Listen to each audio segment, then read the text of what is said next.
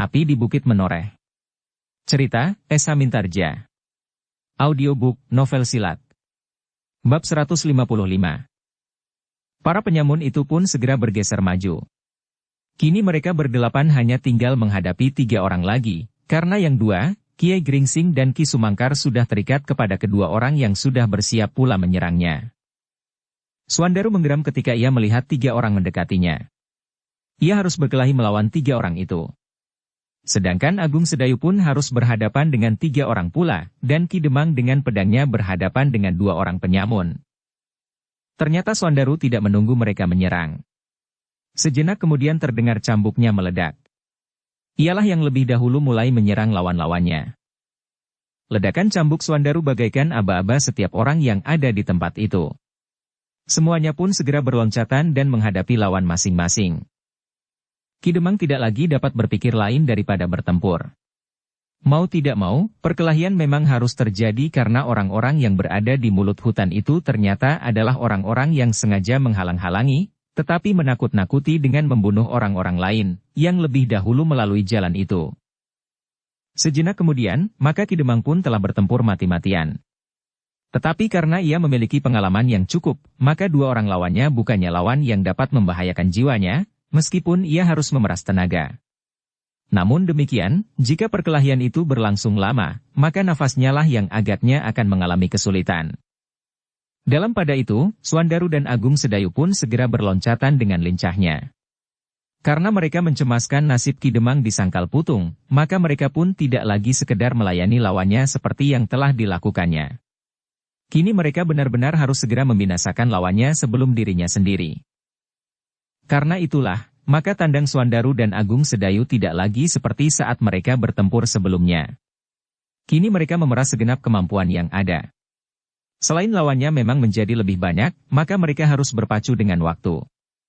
Mereka tidak tahu, apakah Ki Demang mampu mempertahankan dirinya melawan kedua orang itu, sedangkan apakah gurunya dan Ki Sumangkar dapat mengimbangi lawannya itu pun, masih merupakan pertanyaan yang besar bagi keduanya.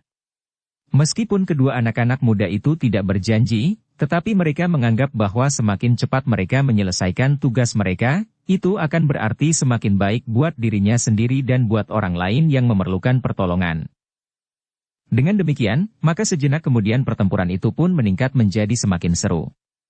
Untuk melawan Swandaru dan Agung Sedayu yang bertempur seperti banteng yang terluka itu, lawan-lawannya pun telah memeras kemampuan yang ada pada mereka. Dalam pada itu Ki Demang pun harus mengerahkan segenap kemampuan yang ada padanya. Kedua lawannya ternyata memiliki pikiran yang serupa dengan Swandaru dan Agung Sedayu. Jika Ki Demang itu segera dapat dibinasakan, maka mereka berdua pun akan segera dapat membantu kawan-kawannya yang lain. Namun ternyata, meskipun umurnya sudah menjadi semakin tua, Ki Demang cukup tangkas untuk mempertahankan dirinya. Kadang-kadang ia memang harus berloncatan surut.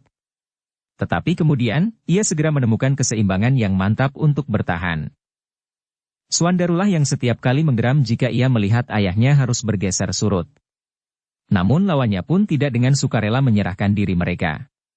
Meskipun di antara mereka terdapat orang yang telah terluka, tetapi perlawanannya masih tetap harus diperhitungkan.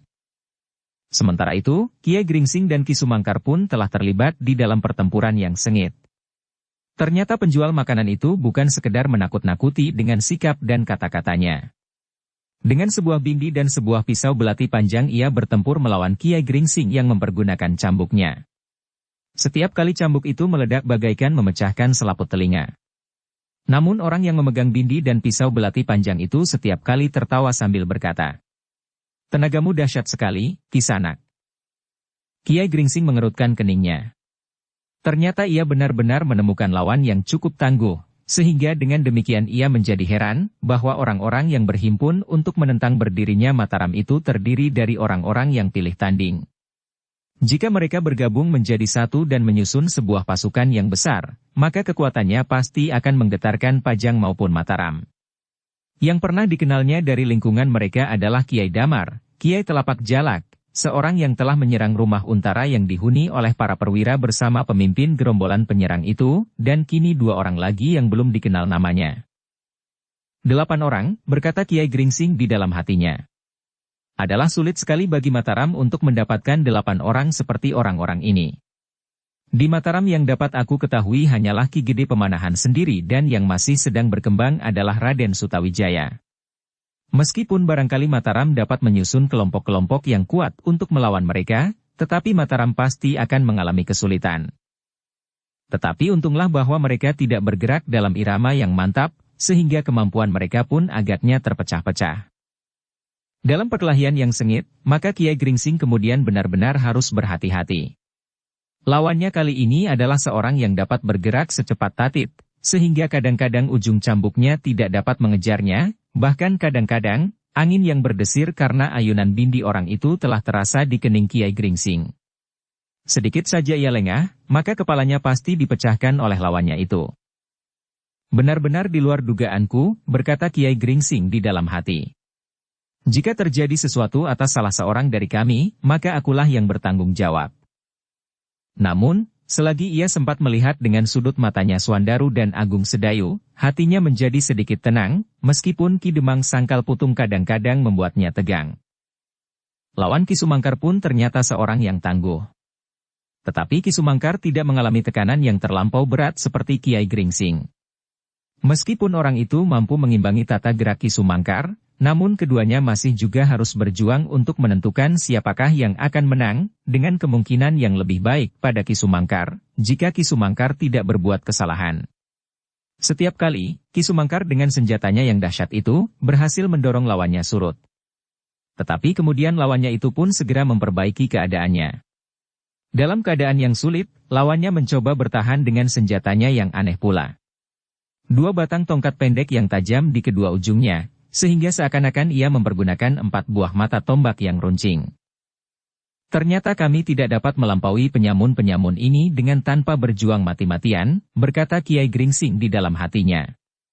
Apalagi ternyata lawannya memang memiliki kemampuan yang mendebarkan.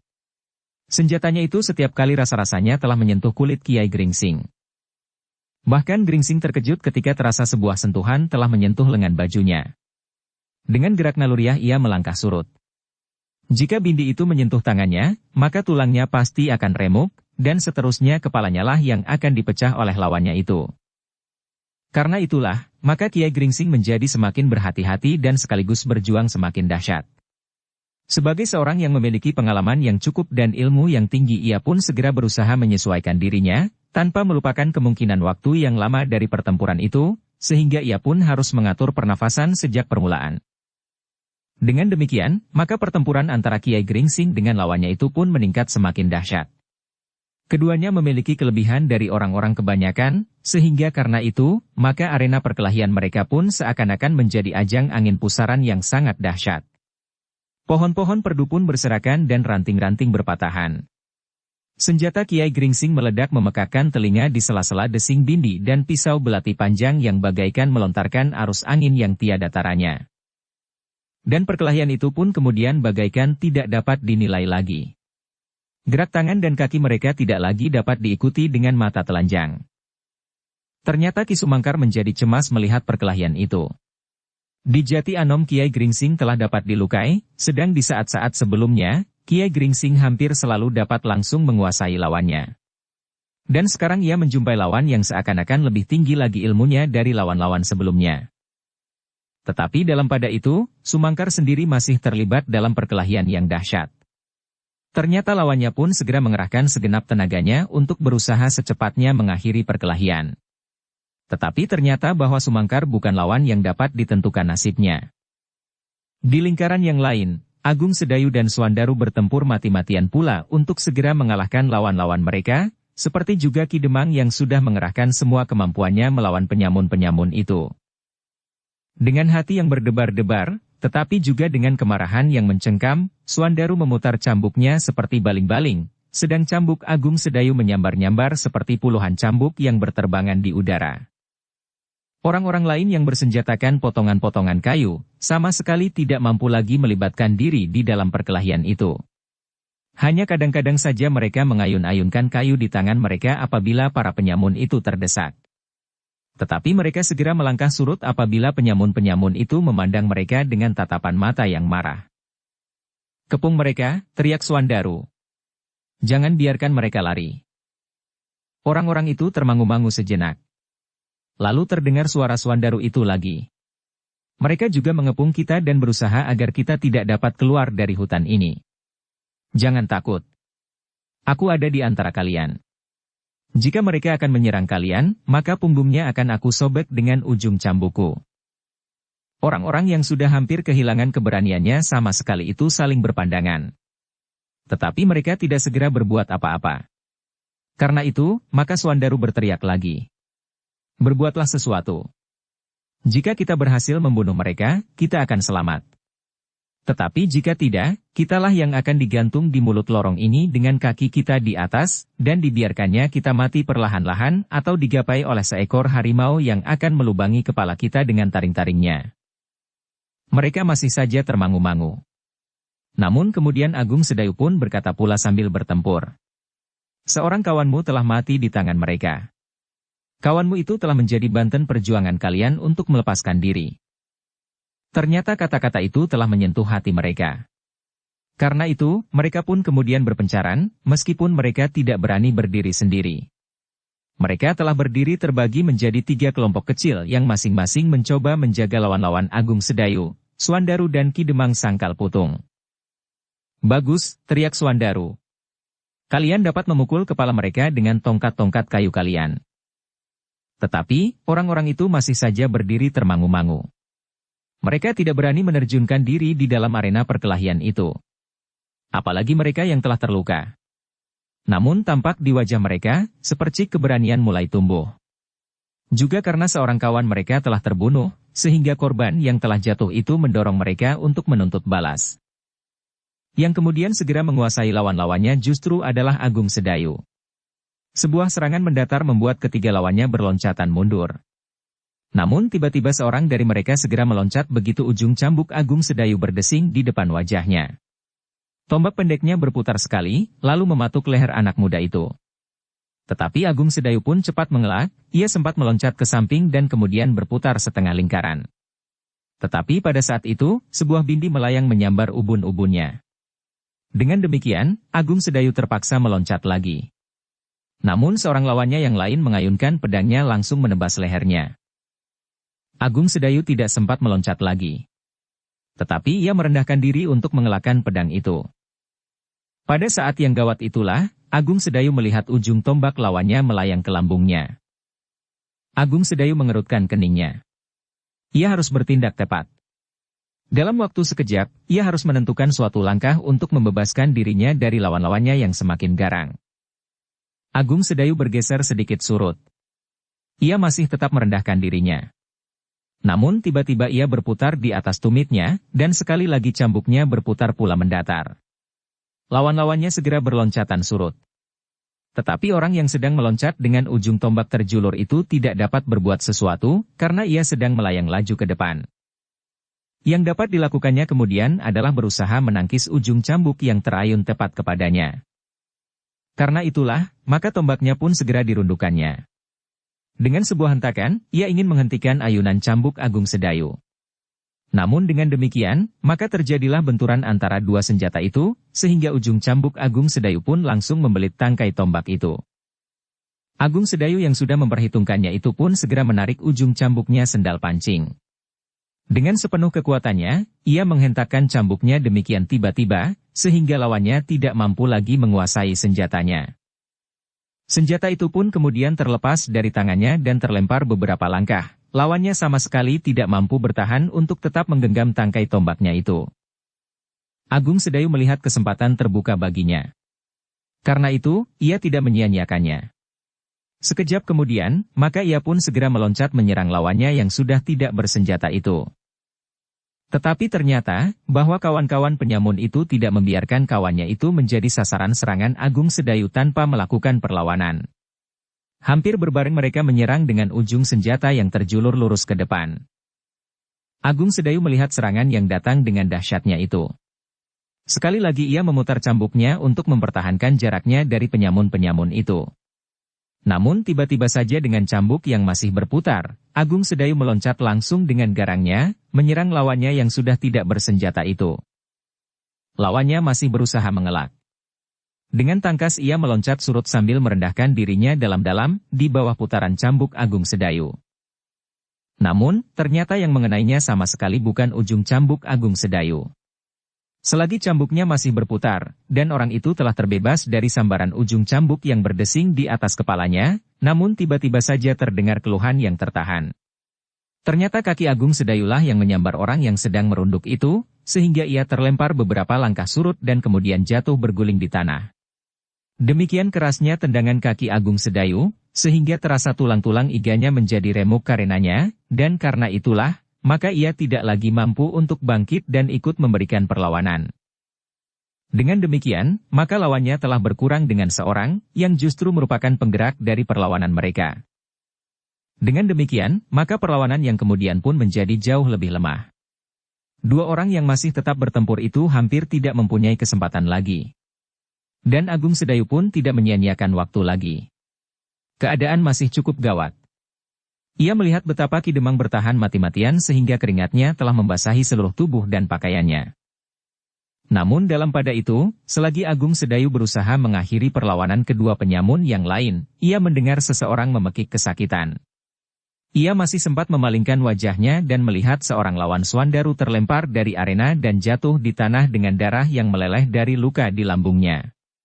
Ternyata Swandaru telah berhasil mengenai lambung lawannya dengan ujung cambuknya dan dengan sebuah tarikan yang menghentak, maka karah-karah besi di ujung cambuk itu telah melukai lambung lawannya.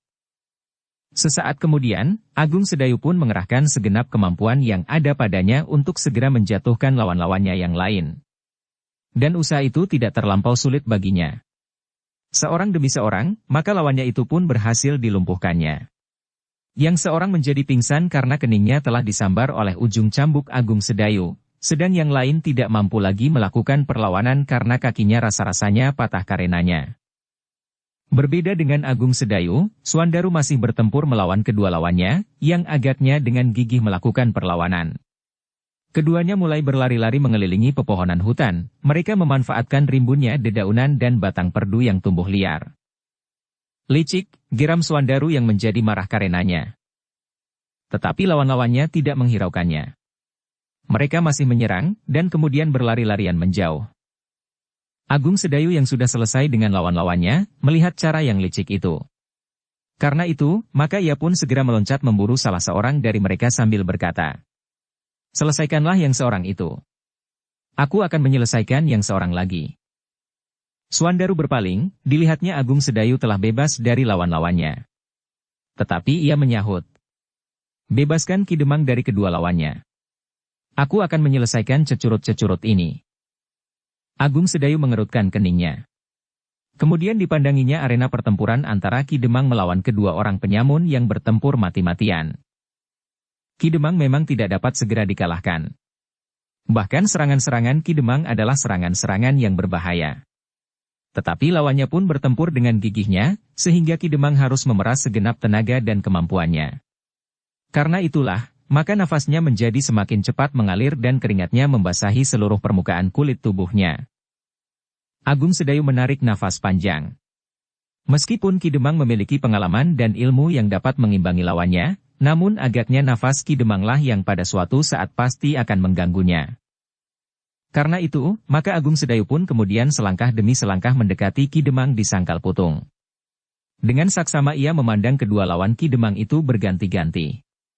Dan bagi Agung Sedayu keduanya tidak memiliki kelebihan apapun juga.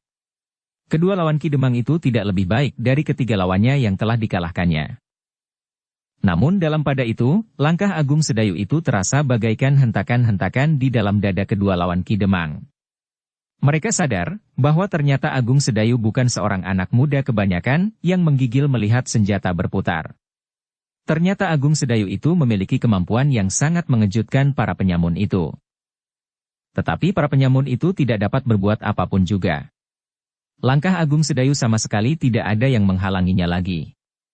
Selangkah demi selangkah ia mendekat dan setiap langkahnya membuat nafas para penyamun itu menjadi semakin sesak. Ternyata kegelisahan para penyamun itu telah mempengaruhi sikapnya. Perlawanannya pun menjadi kacau, sehingga mereka tidak dapat lagi memusatkan perhatiannya pada ujung-ujung senjatanya.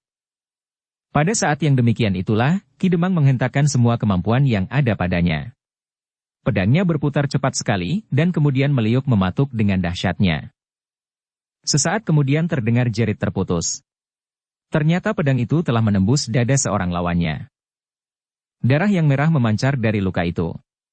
Sesaat ia masih dapat berdiri, namun sesaat kemudian tubuhnya itu pun roboh, seperti robohnya sebatang kayu yang mati. Kawannya tercengang memandang tubuh yang terguling tanpa berdaya sama sekali itu. Bahkan sejenak kemudian, setiap orang yang menyaksikan, dapat memastikan bahwa orang yang terbaring itu sudah tidak bernafas lagi. Penyamun yang seorang itu berdiri termangu-mangu. Sejenak ia kebingungan. Dipandangnya Ki Demang di sangkal putung berdiri dengan pedang telanjang di tangan. Pedang yang sudah dilumuri dengan darah kawannya. Dan ketika ia sempat berpaling, beberapa langkah di sampingnya, dilihatnya anak muda bercambuk itu berdiri termangu-mangu. Rasa-rasanya nyawanya telah berada di ujung ubun-ubunnya. Ketika ia sempat memandang perkelahian yang terjadi beberapa langkah dari mereka, hatinya menjadi semakin berkeriput. Ternyata penjual makanan, yang selama ini menjadi kebanggaan para penyamun itu, masih belum dapat mengalahkan Kiai Gringsing yang tua itu. Bahkan agaknya perkelahian itu masih akan berlangsung lama.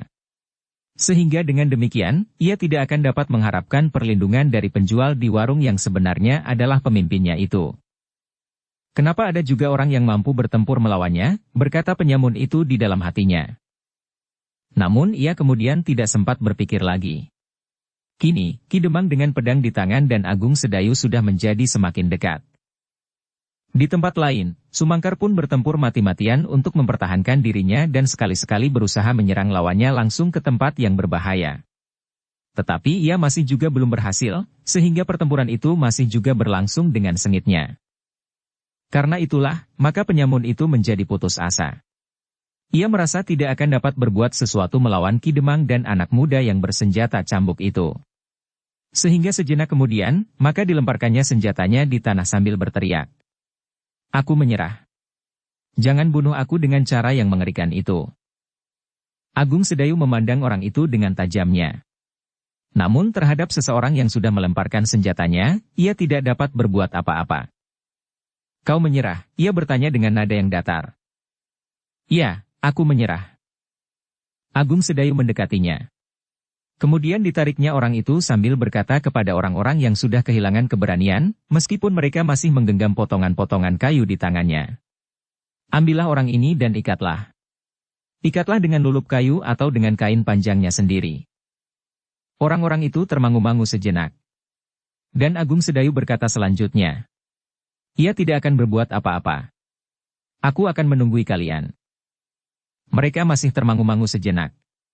Agung Sedayu yang tidak sabar, kemudian mendorong orang yang sudah tidak bersenjata itu, sehingga jatuh terjerembab di antara mereka yang bersenjatakan kayu kering itu. Tiba-tiba saja salah seorang dari mereka bangkit dengan garangnya sambil berkata, Bunuh. Bunuh saja orang ini. Ya. Bunuh saja, yang lain menyahut. Ketika mereka mulai mengangkat kayunya, Agung Sedayu berteriak. Jangan kau bunuh. Aku menyuruh kalian mengikat tangannya. Tetapi mereka telah membunuh kawanku, jawab salah seorang. Tetapi ia sudah menyerah. Aku tidak peduli, dan yang lain menyahut pula. Aku tidak peduli. Ia sudah membunuh. Kami pun akan membunuhnya pula. Hutang harta membayar harta, hutang nyawa membayar nyawa. Agung Sedayu termangu-mangu sejenak. Ia mengerti bahwa ledakan perasaan orang-orang yang selama ini ketakutan itu membuat mereka kehilangan pertimbangan. Sebelum Agung Sedayu terbuat sesuatu, orang-orang itu pun telah berteriak-teriak pula. Biarlah aku yang membunuhnya. Dan yang lain. Pukul saja kepalanya. Orang yang sudah menyerah itu menjadi semakin ketakutan. Terbayang di wajahnya, betapa ia kehilangan dirinya sendiri. Sama sekali tidak tampak kegerangan dan kekejaman yang pernah dilakukannya. Jangan bunuh aku, orang itu surut ke belakang dan berjongkok di hadapan Agung Sedayu sambil memohon. Jangan bunuh aku, jangan bunuh aku. Agung Sedayu memandanginya dengan keraguan-raguan yang bergejolak di dalam hati. Jika ia mencoba melindungi orang itu, apakah tidak akan timbul salah paham dan justru persoalan baru dengan orang-orang yang akan membunuhnya? Sekilas Agung Sedayu sempat melihat Suandaru yang masih bertempur melawan para penyamun yang berlari-larian mengitari pepohonan dan rumpun-rumpun perdu yang liar. Kemudian dipandanginya sejenak wajah Ki Demang yang masih tegang. Ampuni aku, penyamun itu merengek seperti anak-anak yang memaksa ibunya untuk membelikan baju yang baru. Tidak ada kesempatan lagi bagimu, teriak orang yang marah itu. Namun dalam pada itu Agung Sedayu bertanya kepadanya. Apakah kau masih tetap ingin hidup? Ya. Aku masih ingin hidup.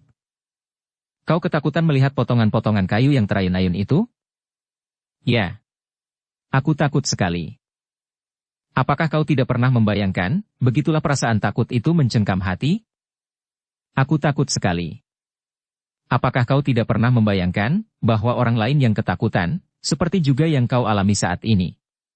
Bahkan seandainya ada orang yang kau gantung, dengan kakinya di atas dan kau biarkan kepalanya diraih oleh kuku-kuku harimau, mempunyai perasaan takut melampaui perasaanmu sekarang.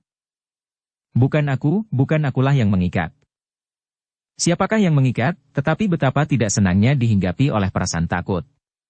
Perasaan takut memang dapat menyiksa seseorang melampaui mati itu sendiri. Dan kau sekarang pun sedang ketakutan. Aku tidak dapat berbuat apa-apa. Jangan biarkan aku dibunuh, jangan. Aku ingin kau mendalami perasaan takut.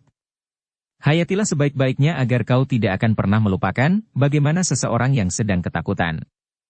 Dengan demikian di kesempatan yang manapun juga, apabila kau masih akan tetap hidup, kau tidak akan membuat orang lain menjadi takut.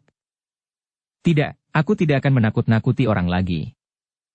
Aku tidak yakin kalau kau berkata dari dalam lubuk hatimu. Kau hanya sekedar mengucapkan kata-kata tanpa memikirkan arti dari kata-katamu. Orang itu memandang Agung Sedayu sejenak, dan ia masih mendengar orang-orang lain berteriak-teriak. Serahkan kepada kami. Dukung channel Novel Silat dengan subscribe, follow, like, komen dan share. Orang itu telah benar-benar menjadi ketakutan. Keringat dingin mengalir membasahi segenap pakaiannya. Agung Sedayu menarik nafas dalam-dalam. Ia merasa bahwa orang itu telah benar-benar merasakan betapa tersiksanya seseorang yang dicengkam oleh ketakutan. Karena itu, maka katanya kepada orang-orang yang melingkarinya dengan tongkat-tongkat kayu yang terayun-ayun. Sudahlah. Kita akan mengikatnya. Biarlah ia tetap hidup dalam ketakutan. Kami akan menyerahkannya kepada para peronda dari Mataram. Tidak, kami akan membunuhnya. Aku tidak sependapat. Aku tidak peduli. Aku ingin membunuhnya. Orang-orang itu pun kemudian berdesakan maju. Wajah mereka menjadi tegang dan tatapan mata mereka yang merah, memancarkan kemarahan yang tiada taranya. Jika demikian, berkata Agung Sedayu kemudian, aku tidak akan ikut campur lagi. Terserahlah kepada kalian. Biarlah ia mengambil senjatanya. Dan aku akan mengajak semua kawan-kawanku pergi. Ia berhenti sejenak. Lalu, lihat, saudaraku yang gemuk itu masih belum berhasil mengalahkan lawannya, yang bertempur sambil berputar-putar dengan liciknya. Biarlah ia melepaskan kedua orang itu dan menyerahkan kepada kalian. Orang-orang itu pun tiba-tiba telah terdiam. Kemudian aku akan memanggil orang-orang tua yang sedang bertempur itu pula. Biarlah kalian menyelesaikannya. Orang-orang itu pun menjadi semakin diam. Namun dalam pada itu, terdengar Suandaru berkata, Kakang, jangan biarkan orang-orang ini melarikan diri. Kenapa kau masih saja berdiri di situ? Agung Sedayu mengerutkan keningnya. Lalu katanya, baiklah. Namun kemudian kepada orang-orang di sekitarnya ia bertanya, nah, cepat pilih. Mengikat orang ini atau kami semuanya akan meninggalkan gelanggang. Orang-orang itu tidak segera menjawab. Cepat. Katakan. Aku tidak mempunyai waktu lagi. Aku harus segera mengambil keputusan. Jawab, ya atau tidak. Jika kau ingin mengikatnya, jawablah ya. Cepat. Orang-orang itu masih termangu-mangu. Di wajah mereka masih tampak dendam yang tidak mudah terhapuskan. Sementara Suandaru telah berteriak sekali lagi. Jangan biarkan mereka lari. Agung Sedayu menjadi termangu-mangu. Namun sebelum ia meninggalkan orang-orang itu, Ki Demanglah yang telah lebih dahulu bergeser. Suara Swandaru bagaikan membangunkannya dari sebuah mimpi melihat penyamun yang sedang ketakutan. Dan ketakutan itu adalah bencana yang paling dahsyat di dalam hidup seseorang. Dengan tergesa-gesa Ki Demang pun kemudian berlari ke arena pertempuran yang luas, karena lawan Swandaru masih saja selalu berputar-putar. Dengan loncatan panjang ia mencoba memotong gerakan salah seorang penyamun yang sedang mengitari sebuah gerumbul perdu, sedang yang lain sedang mencoba menyerang Swandaru dari samping. Penyamun itu pun segera berhenti. Sekilas dipandanginya pedang Ki Demang yang masih berlumuran darah yang mulai membeku. Terasa sesuatu meremang di tengkuknya. Namun sebelum ada perintah untuk menyingkir, penyamun itu masih harus berjuang mati-matian. Adalah pengkhianat, penyamun yang menyerah dengan ketakutan seperti lawan Ki Demang, yang kini berdiri berjongkok di hadapan Agung Sedayu itu. Karena betapa dadanya dicengkam oleh kecemasan, namun kedua penyamun yang tidak ingin menjadi pengkhianat itu masih juga berusaha untuk berjuang terus. Yang seorang melawan Swandaru, sedang yang lain melawan Ki Demang. Dengan demikian maka Swandaru tidak memerlukan waktu yang lama untuk menguasai lawannya. Ledakan cambuknya segera membuat lawannya terbanting jatuh. Ketika ujung cambuk Swandaru kemudian membelit pergelangan kaki lawannya itu dan menariknya, maka penyamun itu telah terseret beberapa langkah mendekati Swandaru. Dengan susah payah, penyamun itu berusaha meloncat bangkit. Tetapi ketika ia berdiri, ternyata tangan Swandaru telah mendorongnya, dan sekali lagi ia terjatuh di tanah. "Jangan bangkit lagi," bentak Swandaru sambil menginjak tangan penyamun yang masih menggenggam senjatanya itu. "Persetan," penyamun itu menggeram. Tetapi suaranya segera terputus, karena cambuk Swandaru meledak tepat di depan wajahnya. "Lepaskan senjatamu, atau aku menyobek wajahmu dengan ujung cambukku." Orang itu memandang Swandaru sejenak. Tetapi sudah tidak ada jalan lain baginya kecuali melepaskan senjatanya. Pada saat itu, orang-orang yang bersenjata potongan-potongan kayu itu pun telah melepaskan niatnya untuk membunuh. Mereka pun kemudian mengikat tangan penyamun yang menyerah itu pada sebatang pohon, sementara Agung Sedayu berjalan mendekati Ki Demang yang masih berkelahi. Betapa kuatnya ikatan yang ada di antara para penyamun itu, dan betapa dalam ketaatan mereka terhadap pemimpin-pemimpinnya, namun penyamun yang sedang bertempur melawan Ki Demang itu pun sama sekali tidak berdaya untuk bertahan terus. Apalagi ketika Agung Sedayu telah berdiri di sebelah arena itu. Dalam pada itu, Sumangkar masih berjuang mati-matian untuk dapat mengatasi lawannya. Bahkan kemudian orang tua yang pernah berada di istana kepatihan Jipang itu masih harus memeras segenap kemampuannya. Namun dengan demikian, maka Sumangkar tidak mempunyai cara lain untuk mengakhiri pertempuran itu, selain benar-benar melumpuhkan lawannya, dan jika terpaksa, maka ia harus membunuhnya. Dengan demikian, maka senjatanya yang dahsyat itu pun segera berputar semakin cepat. Sekali-sekali trisula kecilnya di ujung rantai itu meliuk dan menyambar mendatar. Bahkan sekali-sekali mematuk dengan dahsyatnya. Lawannya pun telah berjuang mati-matian untuk mempertahankan diri. Seperti para penyamun yang lain, ia tidak menyangka bahwa ia akan menjumpai lawan sekuat itu. Jika saja Sumangkar mempergunakan senjatanya yang diterimanya dari gurunya, sebuah tongkat baja putih berkepala tengkorak yang kekuning-kuningan, maka namanya akan segera dikenal kembali sebagai saudara seperguruan Patih Mantahun. Tetapi Sumangkar memang ingin melupakan semuanya itu, sehingga senjatanya itu pun telah diserahkannya kepada muridnya. Dan kini ia justru mempergunakan senjata yang mengerikan bagi lawan-lawannya, meskipun bagi Sumangkar sendiri, senjatanya ini tidak sedahsyat senjatanya yang diterima dari gurunya itu. Ketika serangan Sumangkar menjadi semakin dahsyat, maka semakin jelas bahwa lawannya kadang menjadi gugup, sehingga Sumangkar yang telah memeras segenap kemampuannya itu, mempergunakan setiap kesempatan untuk mengakhiri perkelahian, sebelum nafasnya sendiri terputus karenanya. Dan pengerahan segenap kemampuan Sumangkar itu, telah melahirkan serangan-serangan yang sangat berbahaya bagi lawannya. Hanya karena lawannya pun orang yang memiliki kelebihan di dalam olah kanuragan, maka ia masih juga dapat mengelak dan menghindari serangan-serangan itu. Tetapi Sumangkar yang benar-benar telah dikuasai oleh nafas pertempuran, tidak lagi dapat berbuat lain daripada berjuang sejauh-jauh dapat dilakukan. Segala ilmu dan kemampuan yang ada padanya telah dicurahkan dan bahkan telah diperasnya habis-habisan. "Aku tidak boleh menunggu sampai nafasku putus," katanya di dalam hati. Dengan serangan yang menghentak-hentak, Sumangkar pun kemudian mendesak lawannya semakin dahsyat, sehingga lawannya pun menjadi semakin terdesak karenanya. Ujung trisula Sumangkar semakin lama serasa menjadi semakin dekat mengitari tubuhnya yang basah oleh keringat. Namun menghadapi serangan Sumangkar yang semakin dahsyat itu, lawannya pun berjuang semakin keras pula. Bahkan untuk sesaat, lawannya itu telah melakukan tindakan untung-untungan. Jika ia berhasil, ia akan dapat mengatasi kemampuan Sumangkar. Jika tidak, maka semuanya masih harus diperhitungkan lagi. Dengan demikian, maka serangan yang dilakukannya adalah serangan yang dahsyat sekali. Sedahsyat angin prahara yang melanda pepohonan. Sumangkar terkejut mengalami serangan itu. Sesaat ia terdesak. Namun ia pun kemudian menyadari bahwa lawannya telah mencurahkan segenap kemampuannya untuk sesaat. Sesaat yang diharapkan dapat menentukan akhir dari perkelahian itu. Dengan demikian, Sumangkar pun harus mengimbanginya pula. Dikerahkannya pula segenap tenaga, kekuatan, kemampuan dan ilmu yang ada padanya. Ia pun melakukan pertimbangan yang sama seperti lawannya. Jika ia berhasil, maka perkelahian ini akan berakhir. Jika tidak, maka ia akan mungkin sekali terjerumus ke dalam kesulitan. Karena itulah, maka sejenak kemudian telah terjadi benturan dua ilmu yang sangat dahsyat.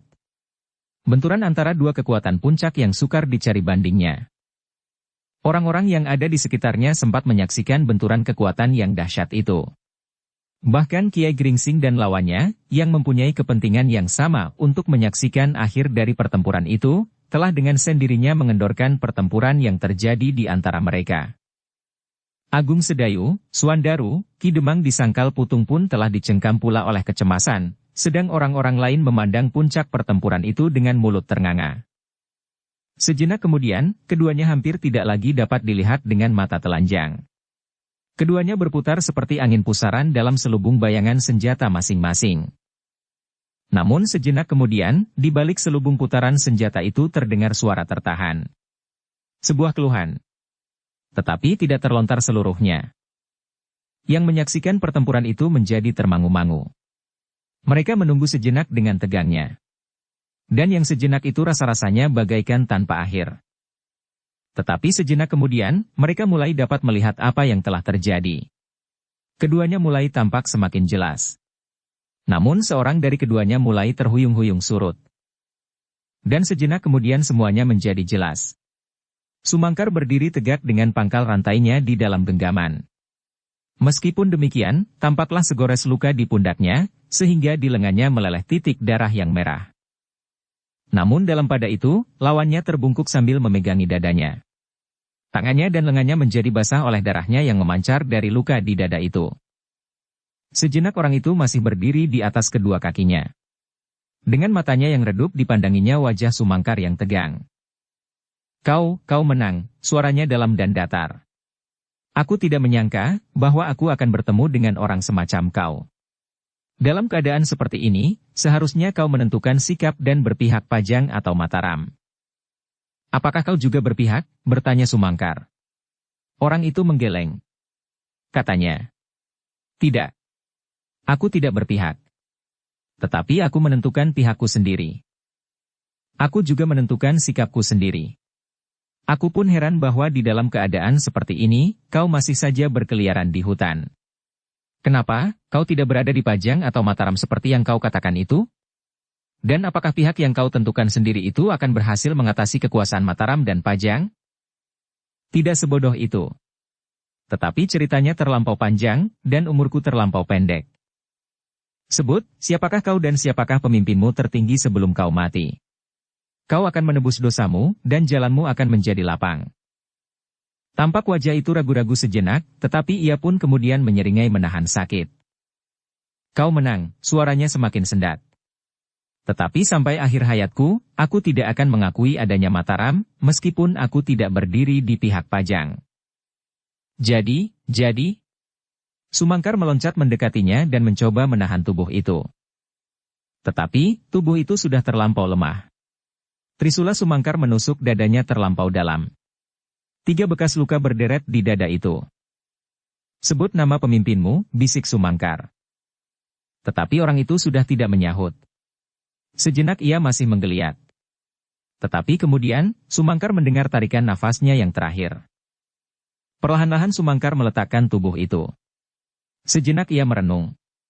Namun sejenak kemudian ia berpaling, terdengar suara gemersak yang tiba-tiba saja mengejutkan dan mengejutkan setiap orang yang sedang terpukau oleh peristiwa itu. Serentak mereka berpaling, dan serentak mereka melihat lawan Kiai Gringsing meloncat meninggalkan arena. Kiai Gringsing ternyata tidak mau melepaskan lawannya. Secepat loncatan lawannya, ia pun segera memburunya, menyusup dedaunan perdu di hutan yang liar itu. Demikianlah, mereka pun segera berkejar-kejaran. Kiai Gringsing berusaha sejauh-jauh dapat dilakukan untuk mengejar lawannya dan apabila mungkin menangkapnya. Tetapi ternyata bahwa kemampuan lawannya tidak berada di bawah kemampuannya. Bahkan Sumangkar yang telah meletakkan lawannya itu pun berusaha untuk ikut mengejarnya pula. Sumangkar adalah seorang yang memiliki kecepatan berlari yang tinggi. Karena itu, ia ingin membantu Kiai Gringsing mengejar orang yang sedang meninggalkan arena itu. Tetapi ternyata bahwa kedua-duanya tidak berhasil. Bahkan selagi mereka berkejar-kejaran, Kiai Gringsing masih mendengar suara tertawanya di sela-sela gemerisik dedaunan. Orang bercambuk, kali ini kau menang. Tetapi bukan aku kalah perang tanding melawanmu. Kawan-kawankulah yang ternyata tidak mampu mengimbangi orang-orangmu. Namun aku sendiri sama sekali tidak gentar melawan kau dan kawanmu yang berhasil membunuh kepercayaanku itu. Tetapi jangan kau kira bahwa usaha kami akan berhenti sampai di sini. Kami akan berusaha terus, sehingga Mataram ini tenggelam dalam kesombongan Sutawijaya dan pemanahan sendiri. Siapakah kau sebenarnya? Bertanya Kiai Gringsing sambil mengejar terus. Aku adalah seorang panembahan yang tidak bernama. Apakah kepentinganmu dengan Mataram? Yang didengar oleh Kiai Gringsing hanyalah suara tertawanya saja yang berkepanjangan. Tetapi ia tidak lagi dapat melihat orangnya. Bahkan Kiai Gringsing telah kehilangan arah ketika suara tertawanya itu berhenti. Akhirnya, Kiai Gringsing pun berhenti dengan nafas yang terengah-engah. Sebagai seorang yang mumpuni, maka ia pun harus mengakui bahwa lawannya kali ini adalah orang yang mempunyai kelebihan dari sesamanya. Sejenak kemudian, Sumangkar pun mendekatinya. Ia pun masih juga terengah-engah. Setelah bertempur memeras tenaga, ia masih harus berlari-larian di antara pepohonan. Luar biasa, ia berdesis di antara desah nafasnya. Ya, luar biasa, sahut Kiai Gringsing. Jika ia tersusul, belum tentu kita dapat menangkapnya, berkata Sumangkar kemudian. Adi Sumangkar, berkata Kiai Gringsing kemudian. Aku tidak begitu pasti. Tetapi dari sikap dan tandangnya, ia tentu orang yang yakin akan dirinya. Yakin bahwa dirinya memiliki kemampuan yang tidak mudah terkalahkan oleh siapapun juga. Kiai Gringsing berhenti sejenak. Lalu, tetapi apakah Adi Sumangkar melihat sesuatu yang dapat dikenal pada orang itu? Sumangkar menggelengkan kepalanya. Jawabnya, aku tidak melihatnya, Kiai. Tetapi samar-samar menilik tata geraknya, aku seolah-olah pernah melihatnya, meskipun hampir berubah sama sekali. Nah, itulah yang ingin aku katakan, sahut Kiai Gringsing. Sesuatu yang samar tampak pada tata gerak itu. Ki Sumangkar tidak menyahut, tetapi tatapan matanya mengambang ke kejauhan, menembus rimbunnya gerumbul-gerumbul liar di dalam hutan itu. Marilah, berkata Kiai Gringsing. Kita kembali kepada Ki Demang di Sangkal Putung. Marilah, sahut Ki Sumangkar. Mataram ternyata menghadapi tantangan yang sangat berat. Mudah-mudahan, Ki Gede Pemanahan sanggup mengatasinya. Kiai Gringsing menarik nafas dalam-dalam. Namun tiba-tiba ia berkata, mungkin ia dapat mengenal pula tata gerak, Adi Sumangkar dan barangkali aku. Ki Sumangkar mengangguk-anggukan kepalanya. Lalu, apa boleh buat? Kita sudah terlanjur berdiri berseberangan di dalam persoalan Mataram. Tentu kita masing-masing akan bertanggung jawab seandainya dugaan kami ini benar. Ya, jika hal itu benar, desis Kiai Gringsing. Sesuatu yang samar tampak pada tata gerak itu. Keduanya pun kemudian melangkah kembali ke arena perkelahian yang sudah menjadi sepi. Yang masih ada adalah orang-orang yang menyerah dan yang sudah dilumpuhkan. Ketika Kiai Gringsing dan Sumangkar datang kembali, maka Ki Demang pun segera bertanya. Bagaimana dengan orang itu? Kami tidak dapat menemukannya, desis Kiai Gringsing. Ia memiliki kemampuan yang tinggi. Dan karena itu, berhasil melarikan darinya pula. Ki Demang mengerutkan keningnya. Desisnya. Jika demikian, orang itu tentu berbahaya sekali. Ya, Ki Sumangkarlah yang menyahut. Orang itu memang berbahaya sekali. Ki Demang tidak segera berkata sesuatu. Demikian pula Swandaru dan Agung Sedayu. Mereka menundukkan kepala seakan-akan sesuatu sedang mereka pikirkan. Namun dalam pada itu, terdengar Kiai Gringsing berkata, Adi Sumangkar, baiklah lukamu itu diobati lebih dahulu.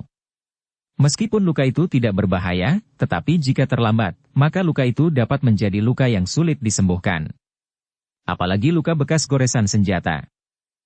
Luka ini tidak terlalu dalam. Menilik darah yang mengalir, senjata itu tentu tidak beracun, sahut Ki Sumangkar. Atau beracun lemah sekali. Tetapi racun yang lemah dapat bekerja perlahan-lahan sekali. Karena itu, lebih baik aku mengobatinya. Sumangkar menganggukkan kepalanya. Namun ia masih juga memandang berkeliling, kepada orang-orang yang ada di sekitarnya dan kepada beberapa orang penyamun yang masih hidup dan sudah mereka kuasai sepenuhnya itu. Hampir di luar sadarnya Ki Sumangkar pun berkata, Lalu, kita apakan mereka itu? Apakah kita akan melepaskannya atau membawanya ke Menoreh? Kiai Gringsing mengangguk-anggukkan kepalanya. Orang-orang itu memang merupakan persoalan bagi mereka. Sudah barang tentu mereka tidak akan dapat melepaskannya, karena ternyata orang-orang itu adalah orang-orang yang berbahaya. Jika mereka dilepaskan dan dapat dijumpai kembali oleh pemimpinnya yang berhasil melarikan diri itu, maka mereka akan menjadi orang yang lebih berbahaya lagi bagi rakyat di sekitar daerah itu dan bagi lalu lintas pada umumnya. Guru, tiba-tiba Agung Sedayu berkata, Bukankah kadang-kadang ada peronda dari Mataram yang lewat di jalur jalan ke Mataram itu? Menurut pemimpin penyamun ini memang demikian. Apakah kita dapat mempercayainya? Jika hal itu tidak benar, maka aku kira pemimpin penyamun itu tidak akan menjerumuskan kita ke jalan ini. Memang masuk akal, desis Sumangkar. Tetapi jarak kedatangan mereka tidak kita ketahui dan tidak dapat ditentukan. Aku kira, jika ada prajurit-prajurit peronda sampai ke daerah ini, maka tentu ada gardu-gardu dan tempat-tempat pengawas yang menjadi tempat peristirahatan dan pusat-pusat perondaan. Mungkin demikian. Kiai Gringsing pun mengangguk-angguk. Jika demikian, kita dapat menempuh jalan yang semula akan kita lalui. Bukan jalan ini, berkata Agung Sedayu kemudian.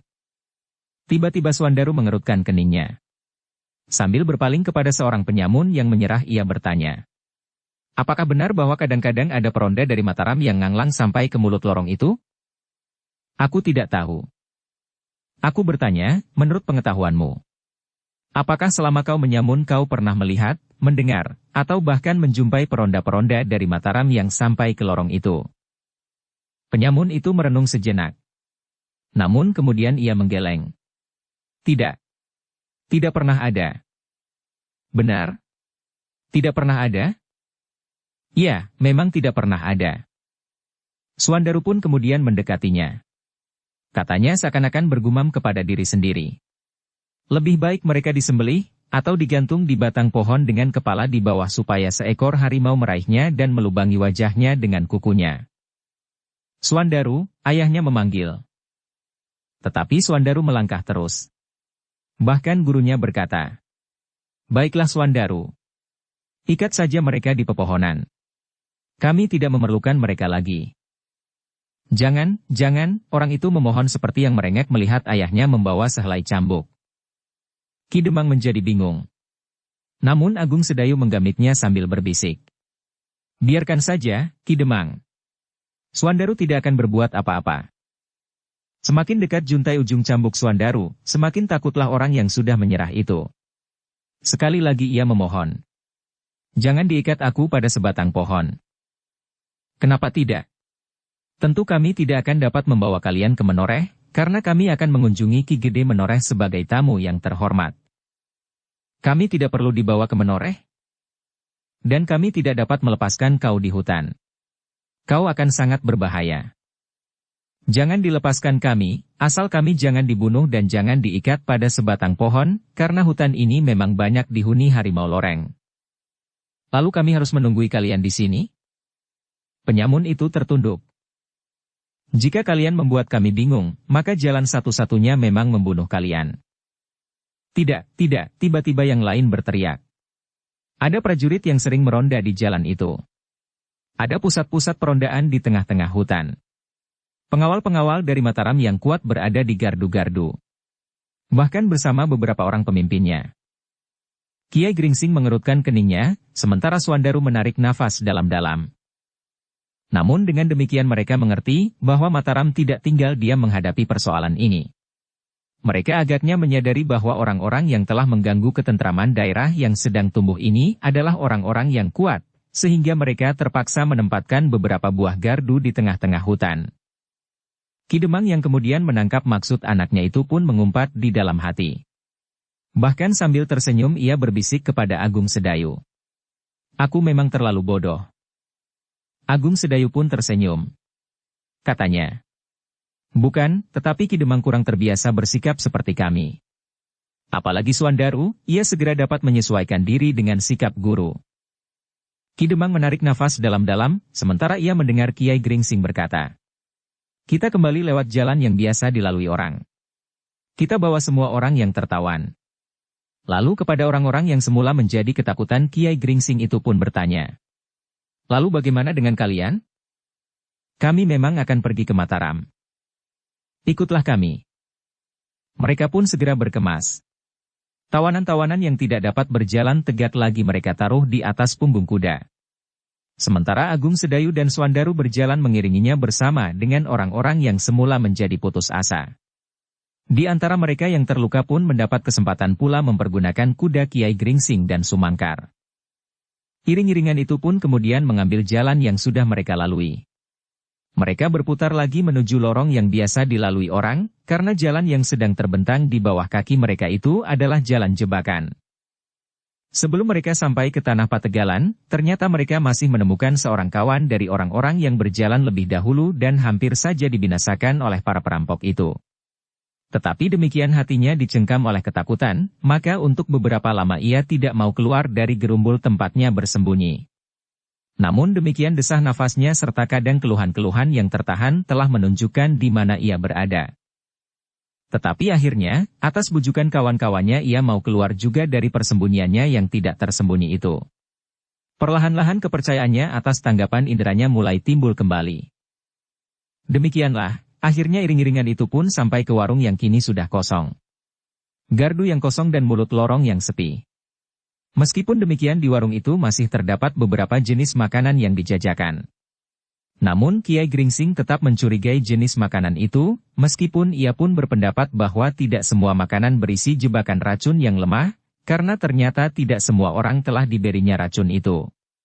Hanya mereka yang menurut dugaannya orang-orang yang berbahaya sajalah yang telah dicobanya untuk diracun, seperti Kiai Gringsing, Sumangkar, Ki Demang, beserta kedua anak-anak muda itu.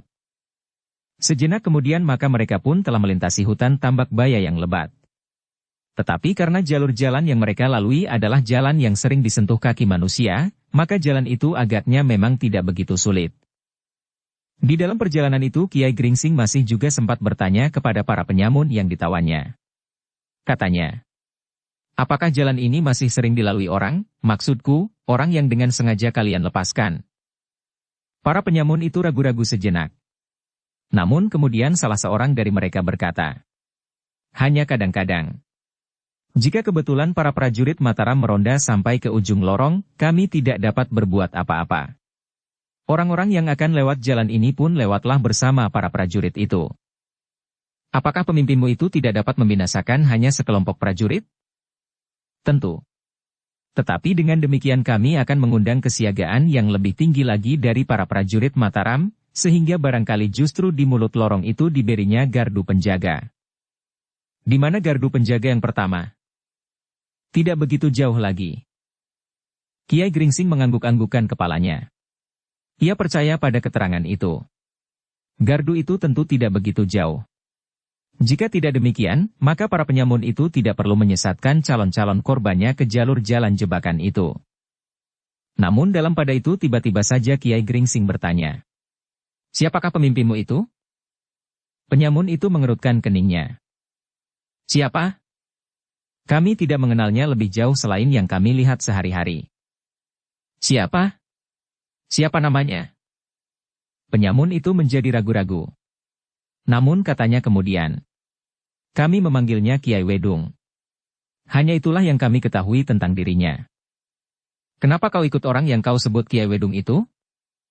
Kami tidak mempunyai pilihan lain. Aku tidak tahu maksudmu. Kenapa kau tidak mempunyai pilihan lain? Apakah yang kau kerjakan sebelum kau menjadi penyamun? Orang itu masih ragu-ragu. Apakah kau memang ditugaskan untuk menyamun sebagai tabir saja dari usaha Kiai Wedung membatasi orang-orang yang masuk ke Mataram? Tidak. Kami memang penyamun sejak lama. Tetapi kami dikalahkan oleh Kiai Wedung dan orang-orangnya. Akhirnya mereka memaksakan suatu kerjasama. Kami diperkenankan merampas semua milik orang-orang yang lewat dan membunuhnya. Hanya sebagian kecil saja yang harus kami serahkan kepadanya, sementara semua tanggung jawab diambil alih oleh Kiai Wedung. Kiai Gringsing memandang Sumangkar sejenak. Tetapi Sumangkar tidak memberikan tanggapan apapun. Sehingga Kiai Gringsing pun bertanya pula. Apakah kau pernah mendengar tentang seorang panembahan di daerah hutan ini? Panembahan? Maksudmu panembahan siapa? Bukan siapapun. Tetapi apakah kau pernah mendengar seorang panembahan di sebuah padepokan di sekitar alas Tambak Baya ini, atau di sekitar alas Mentau? Orang itu menggelengkan kepalanya. Katanya, aku mengenal seorang demang yang mempunyai pengaruh yang besar di kalangan demang-demang yang lain. Agaknya ia menaruh perhatian juga terhadap alas Mentau. Siapa? Demang di Telatah Mangir. Kiai Gringsing menarik nafas dalam-dalam, sedang Sumangkar memandanginya dengan sorot mata yang aneh. Tetapi menurut dugaan Kiai Gringsing, Demang Telatah Mangir itu tentu tidak ada hubungannya sama sekali dengan panembahan yang tidak bernama itu. Namun demikian, bahwa seorang demang dari Telatah Mangir telah tertarik pada perkembangan alas Mentau itu pun bukan suatu hal yang mustahil. Bahkan mungkin bukan hanya demang di Telatah Mangir itu saja, selain panembahan yang mengaku tidak bernama itu. Tetapi mungkin masih ada juga beberapa orang yang berkepentingan dengan alas Mentau. Bahkan mungkin juga kepala tanah perdikan menoreh. Dan tiba-tiba saja Kiai Gringsing bertanya pula ke penyamun itu. Kenapa kau sebut demang di Telatah Mangir itu, Hi? Apakah kebetulan saja kau mengetahuinya bahwa demang itu dengan penuh minat mengikuti perkembangan Mataram, atau kau mendengar bahwa ia pernah berkata, bahwa ia tertarik sekali kepada Mataram atau dengan cara yang lain lagi? Orang itu menjadi termangu-mangu. Bagaimana kau dapat mengatakan hal itu? Aku tidak mendengar sendiri atau melihat sikap itu. Lalu kenapa kau dapat mengatakannya? Menurut Kiai Wedung. Kiai Wedunglah yang mengetahui hal itu. Kiai Gringsing memandanginya dengan tajamnya, kemudian ia menggeram. Itukah ajaran pemimpinmu yang licik itu? Dengan demikian mulutmu akan menjadi racun yang paling berbisa, yang dapat menumbuhkan pertentangan tanpa sebab. Pemimpinmu yang gila itu tentu mengajarimu untuk menumbuhkan pertentangan antara Telatah Mangir dengan Mataram. Jika kau menyebutnya hal itu di hadapan orang-orang Mataram, yang ternyata mereka bukan orang-orang yang bodoh, maka mulutmu pasti akan disumbat. Mungkin dengan sabut kelapa, tetapi mungkin juga dengan tangkai pedang. Orang itu tidak menyahut lagi. Tetapi dadanya menjadi berdebar-debar. Memang menurut gambarannya orang-orang Mataram yang sedang berjuang membuka tanah dan berjuang melawan alam yang keras, apalagi gangguan-gangguan yang tidak ada habis-habisnya itu, bukannya orang-orang yang lembut dan ramah tamah. Mereka pasti orang-orang yang berwajah keras dan berhati keras. Demikianlah maka iring-iringan itu pun semakin lama semakin dalam menusuk ke dalam alas Tambak Baya. Meskipun hutan ini sudah menjadi kian sempit, tetapi jantungnya masih merupakan hutan yang lebat sekali. Jalur jalan yang mereka lalui itu meskipun merupakan jalur yang sering dilewati, namun kadang-kadang mereka masih menjumpai gerumbul yang liar dan sulur-sulur berduri. Sejenak kemudian, maka jalan yang mereka lewati itu pun menjadi semakin baik. Bagi mereka yang lewat, hal ini merupakan pertanda bahwa daerah ini adalah daerah yang lebih sering dijamah kaki. Dan mereka pun menduga bahwa mereka telah berada dekat dengan gardu penjaga. Apakah kita sudah dekat? Bertanya Kiai Gringsing kepada penyamun itu. Penyamun itu menjadi termangu-mangu. Namun ia pun kemudian menganggukkan kepalanya sambil menyahut. Ya, kita sudah dekat dengan gardu penjaga. Kiai Gringsing mengangguk-anggukkan kepalanya. Tetapi ia tidak berbicara lagi. Kini angan-angannya justru sedang membayangkan, siapakah prajurit-prajurit yang ada di gardu itu. Apakah mereka akan mempercayainya atau tidak, Karena para penyamun itu pun akan dapat berkata lain. Tetapi kedelapan orang ini pun akan dapat mengiyakan keteranganku, berkata Kiai Gringsing di dalam hatinya. Demikianlah maka sejenak kemudian, mereka pun sudah dapat melihat sebuah barak kecil di tengah-tengah hutan itu. Namun agaknya para prajurit yang bertugas di dalam barak itu cukup berhati-hati, karena ternyata pepohonan di sekitar barak itu sudah dibersihkan. Itulah, desis Agung Sedayu. Swandaru mengerutkan keningnya. Namun kesan yang didapatnya adalah bahwa di daerah sekitar tempat ini memang dianggap daerah yang gawat. Ternyata bahwa yang disebut gardu penjaga itu adalah sebuah barak yang tentu berisi lebih dari 10 orang. Ternyata prajurit yang sedang bertugas mengawasi barak itu pun segera melihat kehadiran iring-iringan itu, dan segera ia memberikan isyarat kepada kawan-kawannya. Dalam waktu yang singkat, maka di sekitar barak itu telah siap menyambut kedatangan mereka lebih dari 10 orang prajurit. Mereka telah bersiaga dengan senjata telanjang, karena iring-iringan itu adalah iring-iringan yang mencurigakan. "Siapakah kalian?" bertanya prajurit yang sedang bertugas. "Berhenti di situ." Kiai Gringsing pun kemudian memberikan isyarat agar iring-iringan itu berhenti. "Kemarilah 1 atau 2 orang yang dapat memberikan keterangan tentang kalian," perintah pengawal itu pula. Kiai Gringsing termangu-mangu sejenak. Kemudian katanya, "Siapakah yang akan pergi bersamaku? Ki Demang atau Adi Sumangkar?" "Silahkan, Ki Demang," berkata Sumangkar. Ki Demang termangu-mangu sejenak. Namun kemudian katanya, "Ki Sumangkar sajalah. Aku tinggal di sini." Ki Sumangkarlah yang kemudian pergi bersama Kiai Gringsing ke barak itu menemui para pengawal yang sedang bertugas di tengah-tengah hutan. "Siapakah kau?" bertanya prajurit yang bertugas. "Kami datang dari Sangkal Putung, Kisanak," jawab Kiai Gringsing. Prajurit itu memandang Kiai Gringsing sejenak, lalu dipandanginya pula Ki Sumangkar. Bahkan kemudian ditebarkannya tatapan matanya kepada orang-orang yang berdiri agak jauh dari mereka. "Apakah kalian semuanya datang dari Sangkal Putung?" "Tidak, tidak semua." Prajurit-prajurit yang ada di sekitar barak itu pun tertarik kepada beberapa orang yang ternyata telah terluka, sehingga salah seorang dari mereka melangkah mendekat sampai beberapa depa. "Kenapa kawan-kawanmu terluka?" bertanya pengawal yang sedang berbicara dengan Kiai Gringsing itu. "Kami membawa cerita yang panjang," berkata Kiai Gringsing, lalu. "Sedang iring-iringan ini terdiri dari 3 rombongan." "3 rombongan?" "Ya. Yang pertama adalah rombongan kami dari Sangkal Putung. Yang kedua adalah rombongan yang datang lebih dahulu dari kami, dan yang ketiga adalah penyamun-penyamun." Penyamun, para pengawal yang mendengar keterangan itu menjadi heran. Kiai Gringsing pun kemudian menceritakan apa yang diketahuinya tentang penyamun-penyamun itu kepada para pengawal, dan maksudnya untuk menyerahkan mereka kepada para pengawal. Pengawal itu mengerutkan keningnya. Sejenak kemudian ia melangkah mendekat sambil bertanya, "Apakah kau berkata sebenarnya?" "Ya, silakan bertanya kepada orang-orang yang datang sebelum kami dan yang hampir saja binasa oleh para penyamun itu." "Kenapa kalian tidak dibinasakan sama sekali? Maksudku siapakah sebenarnya kalian sehingga kalian dapat membebaskan diri dari para penyamun itu dan bahkan menawannya?" Kiai Gringsing tidak segera menyahut. Dipandanginya Ki Sumangkar dan kemudian ia pun berpaling pula kepada Ki Demang di Sangkal Putung. "Kami memerlukan keterangan yang selengkap-lengkapnya," berkata pengawal itu. "Kami tidak mengenalmu dan tidak mengenal orang-orang yang kau sebut penyamun itu. Juga kami tidak mengenal orang-orang yang datang lebih dahulu daripadamu dan hampir saja dibinasakan oleh penyamun-penyamun itu." Kiai Gringsing mengangguk-anggukkan kepalanya. Ia dapat mengerti kecurigaan para pengawal itu. "Kau dapat memutarbalikkan cerita yang sebenarnya," berkata prajurit itu kemudian. "Yang hitam kau katakan putih dan yang putih kau katakan hitam karena kebetulan kau dapat menguasai mereka dengan kekerasan." Kiai Gringsing menarik nafas dalam-dalam. Sejenak ia berpikir, lalu katanya, "Salah seorang saksi yang dapat dibuktikan adalah Ki Demang di Sangkal Putung. Jika diperlukan maka dapat dibuktikan bahwa ia benar-benar Demang di Sangkal Putung. Ia dapat memberikan kesaksian apa yang telah terjadi. Apakah bedanya Demang Sangkal Putung dan orang-orang yang lain? Jika kau mengancamnya bahwa ia harus berkata seperti yang kau kehendaki, maka ia akan berkata seperti itu.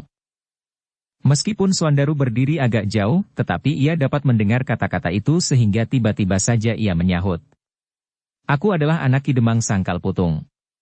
Aku pun sanggup memberikan kesaksian tanpa dipaksa dan bahkan dengan mengucapkan sumpah. Pengawal itu mengerutkan keningnya. Lalu, apakah aku dapat mempercayamu bahwa kau adalah anak Ki Demang Sangkal Putung? Kalian dapat datang ke Sangkal Putung dan bertanya kepada setiap orang. Terlebih-lebih kepada istri Ki Demang Sangkal Putung itu. Kau sangat yakin bahwa kami tidak akan melakukan pembuktian itu, sehingga kau dapat mengucapkannya dengan sangat lancar. Suandaru mendengarkan jawaban itu dengan dada yang berdebaran, sehingga hampir di luar sadarnya ia berkata. Jadi bagaimana kami harus membuktikan bahwa kami benar-benar telah melakukan seperti apa yang dikatakan oleh Kiai Gringsing itu? Kiai Gringsing, ulang pengawal itu. Yang mana yang kau sebut dengan Kiai Gringsing itu? Suandaru tiba-tiba menjadi ragu-ragu. Gurunya sendiri belum mengucapkan namanya, dan kini ia telah menyebutkannya. Namun karena hal itu sudah terlanjur maka ia tidak akan dapat menariknya kembali. Itulah, katanya, yang berbicara dengan Kisanak. Pengawal itu memandang Kiai Gringsing dengan saksama. Namun sekali lagi ia berkata, aku belum pernah mengenalnya. Suandaru menarik nafas dalam-dalam. Dalam sekali. Bahkan ia sudah menjadi agak jengkel karenanya, sehingga dengan suara datar ia bergumam. Lalu apa yang harus kami kerjakan? Apa? Dalam pada itu, selagi Suandaru dan rombongannya menjadi bingung untuk membuktikan kebenaran keterangannya, maka tiba-tiba penyamun yang duduk di punggung kuda karena lukanya itu pun berkata dengan suara parau dan terputus-putus. Tuan, bukankah Tuan pengawal tanah Mataram? Tolonglah kami. Kami adalah petani-petani dari Cupuatu. Kami tidak tahu apakah maksud orang-orang ini membawa kami dan menyiksanya di sepanjang jalan ini. Kata-kata itu telah mengejutkan semua orang yang mendengarnya. Para prajurit, Kiai Gringsing dan kawan-kawannya, orang-orang yang telah diselamatkannya dan bahkan penyamun-penyamun yang lain pun terkejut pula. Namun mereka pun segera mengerti maksud keterangan itu, sehingga seorang penyamun yang lain pun segera menyambung. Ya, Tuan. Kami mohon perlindungan. Kami sama sekali tidak mengerti apa kesalahan kami. Apakah karena kami tidak mau pergi dari Cupuatu seperti yang mereka kehendaki, atau ada sebab-sebab lain? Prajurit yang sedang bertugas itu menjadi tegang. Dan tiba-tiba saja ia berkata lantang. Nah, kau dengar kata-kata itu? Jika aku tergesa-gesa mempercayai keteranganmu, maka aku pasti akan terjerumus ke dalam kesulitan. Nah, ternyata dengan kekuatan kau ingin menentukan sesuatu yang pasti akan mengganggu ketenangan tanah yang baru dibuka ini. Kau tentu telah mengancam orang-orang itu untuk mengatakan seperti yang kau kehendaki, termasuk Ki Demang Sangkal Putung. Tidak, Kisanak, sahut Ki Demang Sangkal Putung sambil melangkah maju. Aku bebas menentukan sikap dan kata-kataku. Aku masih bersenjata dan senjataku bernoda darah. Jika seseorang dan siapapun juga ingin memaksakan kehendaknya dengan menakut-nakuti aku, maka aku akan menentangnya sampai ujung umurku. Ki Demang berhenti sejenak, lalu. Aku menjadi saksi apa yang telah terjadi. Dan aku telah membunuh seorang dari para penyamun yang menyerang aku. Para prajurit itu mengerutkan keningnya. Namun sebelum salah seorang dari mereka memberikan tanggapannya, Suandaru tiba-tiba saja tertawa. Katanya di sela-sela derai tertawanya. Kisanak memang aneh. Kenapa kau tertawa? Para pengawal tanah Mataram itu menjadi heran. Mungkin kalian adalah pengawal baru yang terbentuk di Mataram. Jika kalian pengawal-pengawal yang dibentuk dari bekas prajurit-prajurit Pajang, mungkin kalian akan berpikir lain. Gila kau, bentak seorang pengawal. Aku bekas prajurit Pajang. Aku datang kemari karena sebuah cita-cita. Aku bukan orang yang pantas kau tertawakan. Hampir kami semuanya pernah menjadi prajurit di Pajang, berkata yang lain. Jangan menghina kami. Dan pengawal yang berdiri dengan tegangnya di tengah-tengah mereka itu pun membentak keras-keras. Kenapa kau tertawa, hi? Suandaru berusaha menghentikan suara tertawanya. Ia melihat sekilas Kiai Gringsing pun ikut menjadi tegang. Namun ia berkata, jika demikian aku keliru. Tetapi tentu bukan semuanya bekas prajurit. Aku bahkan menyangka hanya ada seorang dua saja. Tetapi sekali lagi, aku keliru. Apakah sebenarnya maksudmu? Bentak prajurit yang sedang memeriksa Kiai Gringsing. Suandaru melangkah maju. Tetapi seorang pengawal membentaknya. Kau tetap di situ. Baik, baik. Aku akan tetap di sini.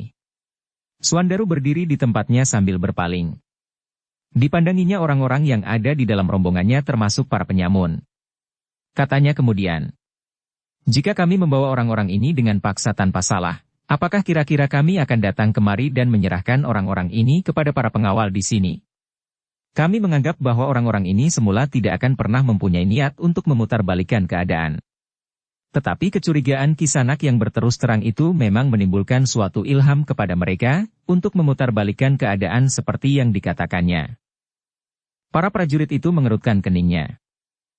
Nah, apakah keuntungan kami dengan membawa orang-orang Cupuatu ini kemari dalam keadaan luka dan payah, dan kemudian menyerahkannya kepada kalian? Jika kami ingin membinasakan mereka, kami pasti sudah melakukannya. Keterangan Suandaru itu memang masuk akal. 1-2 orang dari mereka mulai mengangguk-anggukan kepalanya. Tetapi prajurit yang sudah terlanjur membentak-bentak itu masih juga berkata, itu pun omong kosong. Kalian tentu dapat mengambil keuntungan dengan melakukan hal yang gila itu. Kalian dapat melepaskan tanggung jawab kalian. Dan kalian mengharap bahwa kami akan dengan begitu saja memberikan hukuman kepada orang-orang yang kau sebut penyamun itu tanpa memeriksanya dengan teliti. Tetapi Suandaru masih tersenyum. Katanya, semula aku memang bingung bagaimana mengatakan yang sebenarnya kepada kalian. Kalian tidak percaya kepada Kiai Gringsing, tidak pula percaya kepada ayahku, Ki Demang di Sangkal Putung. Namun tentu aku mempunyai suatu bukti yang dapat kalian lihat. Tidak begitu jauh dari tempat ini. Kami baru saja bertempur. Di sana masih ada beberapa sosok mayat yang tergolek yang sebenarnya akan kami serahkan pula kepada kalian di sini untuk mendapat perawatan yang sewajarnya. Mayat siapa? Bertanya prajurit itu. Para penyamun dan seorang lagi adalah seorang dari antara orang yang akan melintasi alas tambak baya ini. Jika benar kami membawa orang-orang ini dari Cupuatu, maka bekas pertempuran itu pasti tidak ada. Jika kalian melihat tempat itu, maka kalian akan dapat mengambil kesimpulan. Bukan saja perkelahian itu sendiri, tetapi lebih dalam daripada itu adalah latar belakang dari pertempuran yang terjadi itu, dan kenapa para penyamun berusaha untuk menutup jalan menuju ke Mataram. Bukan saja jalan perdagangan, tetapi juga arus orang yang ingin menetap di telatah yang kini sedang tumbuh itu. Para prajurit itu mendengarkan keterangan Suandaru dengan dahi yang berkerut-merut. Mereka mulai mempercayai keterangan orang-orang yang mereka curigai itu. Bahkan prajurit yang mula-mula menyangkal keterangan Kiai Gringsing itu pun mulai mengangguk-anggukan kepalanya. Dalam pada itu, selagi persoalan yang timbul pada mereka itu masih belum terpecahkan sepenuhnya, mereka mendengar derap kaki-kaki kuda di dalam lebatnya alas Mentaok. Gemanya seakan-akan bergulung-gulung datang dari segala arah. Namun bagi mereka yang memiliki pendengaran yang tajam segera mengerti dari manakah kuda-kuda itu datang. Sejenak kemudian sebuah iring-iringan prajurit memasuki halaman barak itu. Agaknya yang berkuda paling depan adalah pemimpin dari prajurit-prajurit itu. Nah, ia datang, berkata prajurit yang langsung minta keterangan kepada Kiai Gringsing. Ialah yang akan menentukan apakah kita dapat mempercayai kalian. Kiai Gringsing pun mengangguk-anggukan kepalanya. Namun ia pun kemudian tersenyum ketika orang yang berkuda di paling depan itu terkejut melihatnya. Kemudian dengan bergegas-gegas ia meloncat turun dan berkata, Kiai, kaukah itu Kiai Trunapodang? Kiai Gringsing. Kiwanakerti, desis Kiai Gringsing. Aku dan murid-muridku bersama Ki Sumangkar dan Ki Demang Sangkal Putung sedang mengalami pemeriksaan yang teliti. Aku senang melihat ketelitian para prajurit Mataram. Kiwanakerti pun kemudian menyambut tangan Kiai Gringsing dan Ki Sumangkar. Dengan wajah yang cerah ia memandang kepada Agung Sedayu dan Suandaru. Kalian benar-benar memenuhi undanganku.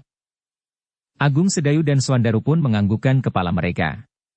Sambil tersenyum Agung Sedayu yang selama itu hanya mendengarkan perdebatan adik seperguruannya itu berkata, kami datang ke barak ini tidak dengan kami sengaja. Kenapa? Kiwanakerti mengerutkan keningnya. Sambil menunjuk orang-orang yang ada di sekitarnya ia berkata, kami mengantarkan mereka ini. Kiwanakerti memandangi mereka dan kemudian para prajurit. Dilihatnya wajah para prajurit yang ada di sekitarnya menjadi berkerut-merut. Apa yang sudah terjadi? Ia bertanya. Para prajurit itu tidak segera menyahut, sehingga Kiai Gringsinglah yang berkata. Tidak terjadi apa-apa di sini. Aku baru saja datang. Ki Wanakerti memandang Kiai Gringsing sejenak, kemudian kembali kepada wajah para prajurit yang tunduk. Apakah telah terjadi salah paham? Ki Wanakerti bertanya. Tidak. Tidak terjadi apa-apa. Aku baru akan mulai menceritakan apa yang terjadi. Para prajurit itu terdiam bagaikan patung yang membeku, sedang penyamun yang telah berusaha memutarbalikkan keadaan itu menjadi semakin gemetar. Ia merasa bersalah 2 kali lipat, sehingga karena itu, tubuhnya yang lemah menjadi semakin lemah. Marilah, aku persilahkan kalian masuk ke dalam gardu yang jelek ini, berkata Wanakerti kemudian. Tetapi gardu ini jauh lebih baik dari gardumu di alas Mentaok, di daerah yang berhantu itu. Ki Wanakerti tertawa. Marilah, sekali lagi mempersilahkan. Maaf Ki Wanakerti, berkata Kiai Gringsing. Aku datang bersama beberapa orang dalam kedudukan yang berbeda-beda. Oh, siapa? Kiai Gringsing memandang orang-orang yang ada di sebelah menyebelah Agung Sedayu dan Ki Demang Sangkal Putung. Kemudian katanya. Aku mempunyai cerita yang menarik tentang mereka. Tetapi marilah, kami persilahkan kalian duduk. Marilah aku persilahkan Ki Demang di Sangkal Putung. Mereka pun saling berpandangan. Dan Kiai Gringsing pun kemudian berkata. Marilah. Marilah, Ki Demang, namun kemudian ia berkata kepada Ki Wanakerti. Ki Wanakerti, kami akan memenuhinya, tetapi bagaimana dengan tawanan kami ini? Tawanan? Mereka adalah para penyamun yang telah mencoba menghentikan perjalanan kami. Para penyamun itu menjadi semakin gemetar. Kini mereka tidak berani lagi membuat cerita palsu itu, karena agaknya Ki Wanakerti sudah mengenal orang bercambuk itu dengan baik. Jadi kalian menawan penyamun sekian banyaknya, bertanya Wanakerti kemudian. Bukan semuanya. Yang lain adalah korban-korban mereka yang belum sempat mereka binasakan. Ki Wanakerti memandang penyamun-penyamun itu dengan tajamnya. Lalu katanya kepada prajurit-prajuritnya. Awasi mereka. Bawa mereka ke Serambi dan biarlah yang lain beristirahat. Para prajurit itu mengangguk. Katanya. Baiklah. Kami akan mengurusnya. Demikianlah maka Kiai Gringsing dan rombongannya kemudian dipersilahkan masuk ke dalam gubuk itu. Setelah saling bertanya tentang keadaan masing-masing sejenak, maka Kiai Gringsing pun kemudian menceritakan tentang orang-orang yang telah ditawannya itu. Ki Wanakerti mengangguk-anggukan kepalanya sambil berkata. Baiklah, aku memang mendapat tanggung jawab di daerah ini. Kami akan mengurusnya sebaik-baiknya. Kiai Gringsing mengangguk-anggukan kepalanya. Demikian pula di luar sadarnya yang lain pun mengangguk-angguk pula. Ada beberapa orang terpaksa terbunuh di dalam perkelahian. Tetapi sayang, bahwa kami tidak dapat menangkap puncak dari kekuatan mereka, berkata Kiai Gringsing kemudian. Siapakah orang itu? Bertanya Wanakerti. Akulah yang ingin bertanya, apakah di daerah ini ada seseorang yang menyebut dirinya seorang Panembahan? Panembahan siapa? Ia menyebut dirinya Panembahan tidak bernama. Ki Wanakerti mengerutkan keningnya. Namun sejenak kemudian ia pun menggeleng-gelengkan kepalanya. Katanya, aku belum pernah mendengar. Tentu namanya yang sebenarnya tidak disebutkannya, berkata Kiai Gringsing kemudian. Tetapi, apakah orang itu dapat lolos dari tangan Kiai dan kawan-kawan Kiai ini? Ya. Ki Wanakerti menarik nafas dalam-dalam. Katanya. Tentu bukan orang kebanyakan jika ia dapat melepaskan diri dari tangan Kiai. Kiai Gringsing mengangguk. Katanya. Orang itu memang perlu mendapat perhatian. Aku sudah mencoba mendengarkan keterangan tawanan-tawanan itu. Tetapi tidak seorang pun yang dapat mengatakan sesuatu tentang Panembahan tidak bernama itu. Baiklah. Kami akan mencoba mendapat keterangan dari mereka, meskipun sudah tentu keterangan itu tidak akan memuaskan. Tetapi hal itu dapat kau pergunakan sebagai bahan yang cukup penting di daerah tugasmu sekarang ini. Ya. Jika orang itu dapat lolos dari tangan Kiai, maka kami di sini, para prajurit, perlu mempertimbangkan. Mungkin pada suatu saat ia akan datang dan melepaskan dendamnya terhadap para prajurit. Karena itu, kami harus bersiap menghadapinya, meskipun akan terlampau berat. Ada suatu hal yang dapat kau jadikan dasar perhitungan menurut pengamatanku, Ki Wanakerti, berkata Kiai Gringsing kemudian.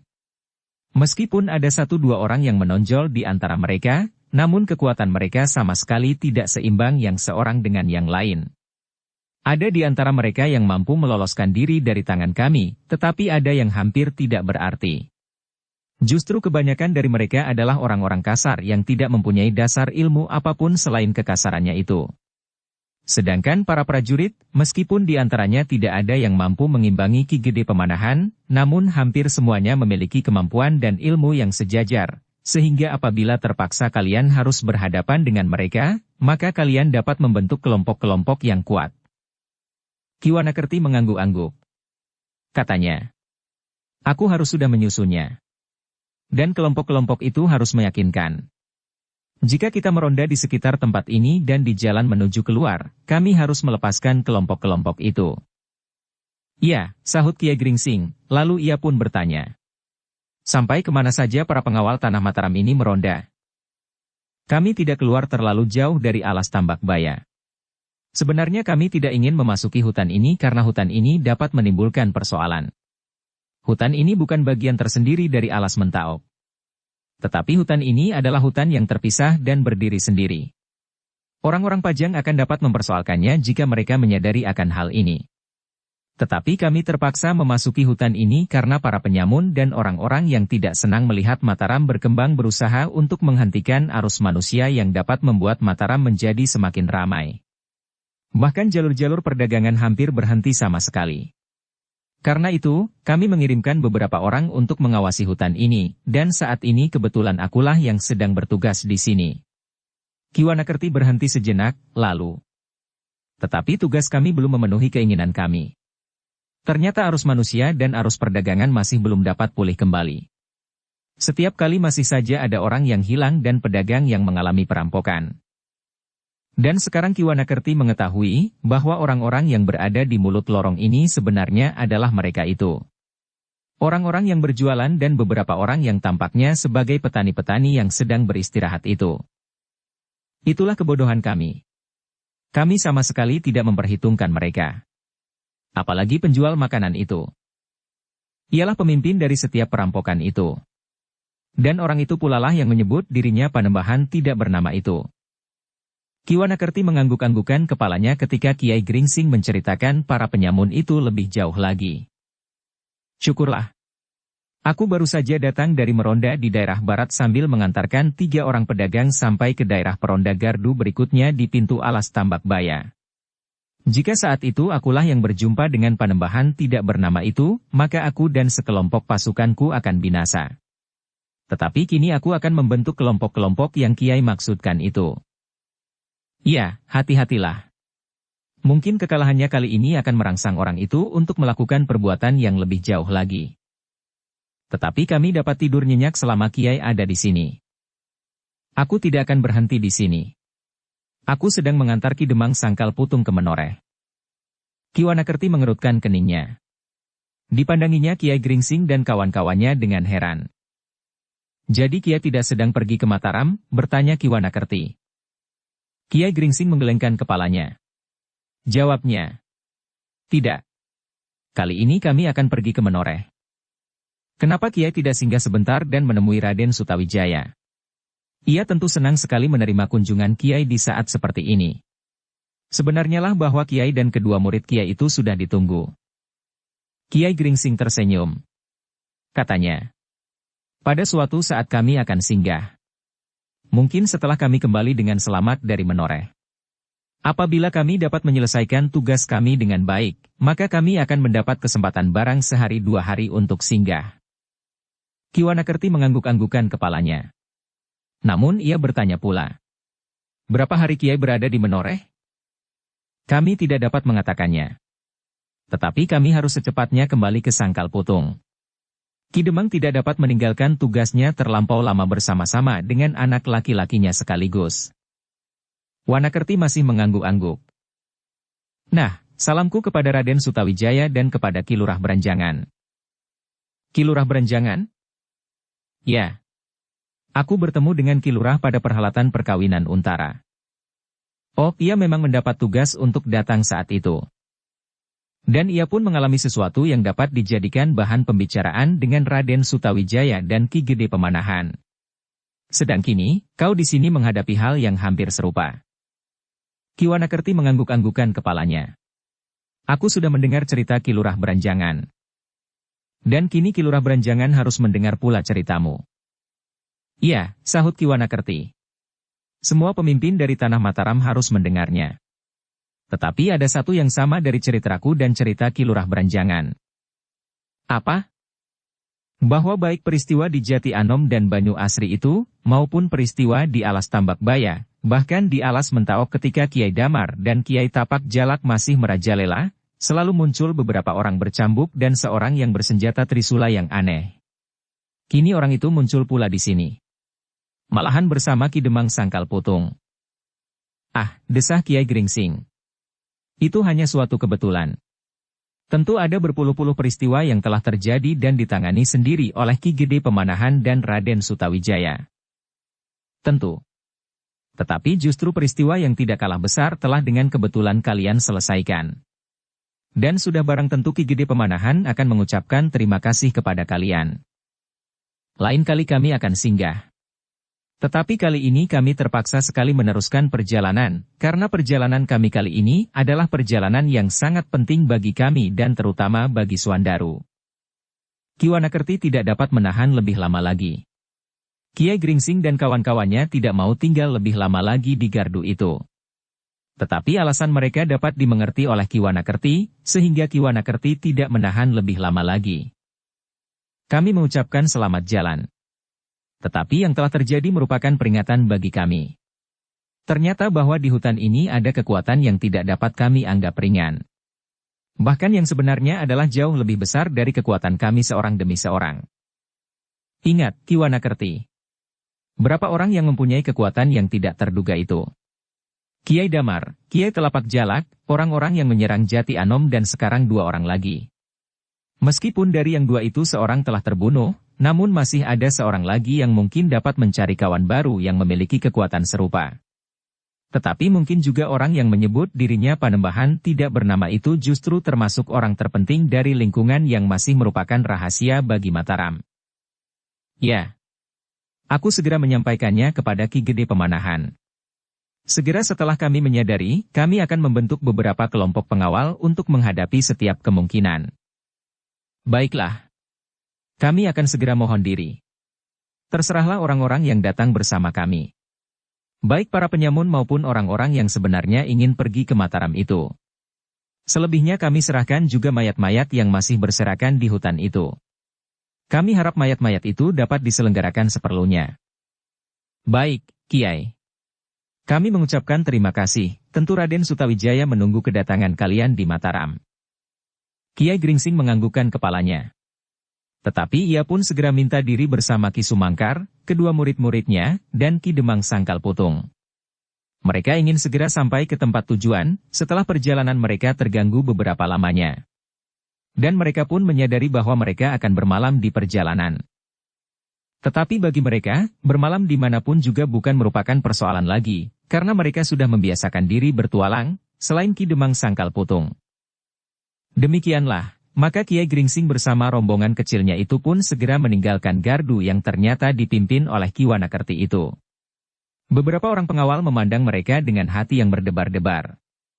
Hampir saja timbul salah paham di antara mereka. Jika terjadi sesuatu, maka Ki Wanakerti tentu akan sangat marah kepada mereka. Tetapi ketika Ki Wanakerti sempat bercerita tentang Kiai Gringsing dan rombongan kecilnya, maka para pengawal itu hanya dapat mengusap dadanya. Nama Kiai Gringsing memang pernah mereka dengar. Tetapi mereka tidak berpikir jauh. Seandainya terjadi sesuatu, bukan Ki Wanakerti marah kepada mereka, tetapi Ki Wanakerti akan merenungi mayat-mayat mereka yang berserakan seperti mayat penyamun itu. Jadi mereka itulah yang disebut orang-orang bercambuk itu, Ki Wanakerti, bertanya seorang pengawal. Ya. Bukankah kalian melihat senjata orang-orang itu adalah hanya sehelai cambuk? Tetapi cambuk itu mampu membunuh. Mampu membelah lambung. Itulah keahlian mereka. Cambuk itu berkarah besi baja yang tipis, hampir tidak terlihat. Jika mereka menghendaki, maka tarikan yang khusus dari permainan cambuknya akan menyobek daging. Tetapi jika mereka tidak menghendaki, maka dengan cara yang hanya dapat dipelajari dalam waktu yang lama, maka bekas lukanya pun seakan-akan tidak lebih parah dari lecutan cambuk gembala kambing. Para prajurit Mataram itu mengangguk-anggukkan kepalanya. Itulah agaknya yang membuat luka-luka yang berbeda-beda pada para penyamun itu pada tubuh mereka. Ternyata bahwa Kiai Gringsing dan kedua muridnya benar-benar menguasai permainan cambuk mereka dengan baik. Dalam pada itu, maka Ki Wanakerti pun segera memerintahkan pengawal-pengawal itu untuk menyelenggarakan mayat para penyamun yang terbunuh. Tetapi sehubungan dengan keterangan Kiai Gringsing bahwa masih ada seorang yang perlu mendapat perhatian, orang yang menyebut dirinya Panembahan tidak bernama itu, maka Ki Wanakerti pun telah membagi anak buahnya menjadi dua kelompok. Yang separuh tinggal di gardu dan yang lain pergi ke bekas arena perkelahian itu untuk mengubur mayat-mayat yang masih berhamburan. Sementara itu, Kiai Gringsing bersama kedua muridnya, Ki Demang Sangkal Putung, dan Ki Sumangkar, telah menjadi semakin jauh terbenam ke dalam hutan yang lebat meskipun tidak begitu luas. Namun mereka masih harus melintasi hutan yang lebih besar lagi, yaitu Alas Mentaok yang sedang dibuka untuk menjadi suatu daerah yang ramai dan dinamai Mataram di bawah pimpinan Raden Sutawijaya. Tetapi pembukaan hutan itu tidak dapat berlangsung secepat dikehendaki oleh orang-orang Mataram. Banyak rintangan yang harus dihadapi. Namun satu demi satu rintangan-rintangan itu dapat diatasinya. Demikianlah ketika malam tiba, Kiai Gringsing dan rombongan kecilnya masih belum menyeberangi Kali Praga. Mereka sengaja bermalam di sebelah timur sungai di sebuah padang perdu tidak begitu jauh lagi dari tepian. Setelah mengikat kuda-kuda mereka, maka mereka pun mencari tempat yang baik dan tidak berbahaya, karena kadang-kadang ular banyak berkeliaran di padang perdu. Tetapi karena di dekat Kali Praga, tanahnya berpasir, maka agaknya ular tidak begitu senang tinggal di daerah itu. Bagaimana kita besok menyeberang? Bertanya Swandaru kepada Kiai Gringsing. Kita bergeser sedikit ke selatan. Di jalur jalan perdagangan antara sebelah barat dan sebelah timur sungai itu pasti terdapat tempat penyeberangan. Jalur jalan yang mana yang guru maksud? Bertanya Swandaru pula. Sudah sejak beberapa waktu yang lalu, hubungan antara daerah di sebelah barat dan di sebelah timur berlangsung dengan ramainya. Meskipun pada waktu-waktu yang lampau, pusat perdagangan di sebelah timur Kali Praga berpusat di ujung selatan, di daerah Kademangan Mangir dan sekitarnya. Kemudian daerah Peliridan yang lewat jalur yang agak sulit menghubungkan daerah itu dengan daerah Prambanan lewat jalan selatan, dan yang akhir-akhir ini mulai ramai pula jalan tembus di hutan Tambak Baya dan hutan Mentaok. Namun yang kemudian terhenti karena para penyamun itu. Swandaru mengangguk-anggukkan kepalanya. Dan Agung Sedayu pun bertanya. Apakah hanya ada sebuah tempat penyeberangan? Tentu tidak. Di musim kering, kita dapat menyeberang tanpa perahu meskipun agak berbahaya di daerah yang agak ke utara. Tetapi lebih baik kita menyeberang di daerah penyeberangan itu dengan getek. Apalagi kini kita membawa beberapa ekor kuda. Kedua anak-anak muda itu mengangguk-anggukkan kepalanya. Bagi Sumangkar, jalan ke Menoreh itu sama sekali tidak menjadi persoalan. Ia sudah sering menyeberangi sungai-sungai yang besar di sebelah timur, dan ia pun pernah juga menyeberangi sungai Praga bersama Sekar Mirah seperti juga Agung Sedayu dan Swandaru. Namun pada saat itu mereka memang tidak membawa kuda. Namun bagi Ki Demang, menyeberangi Kali Praga itu masih juga menjadi pikirannya.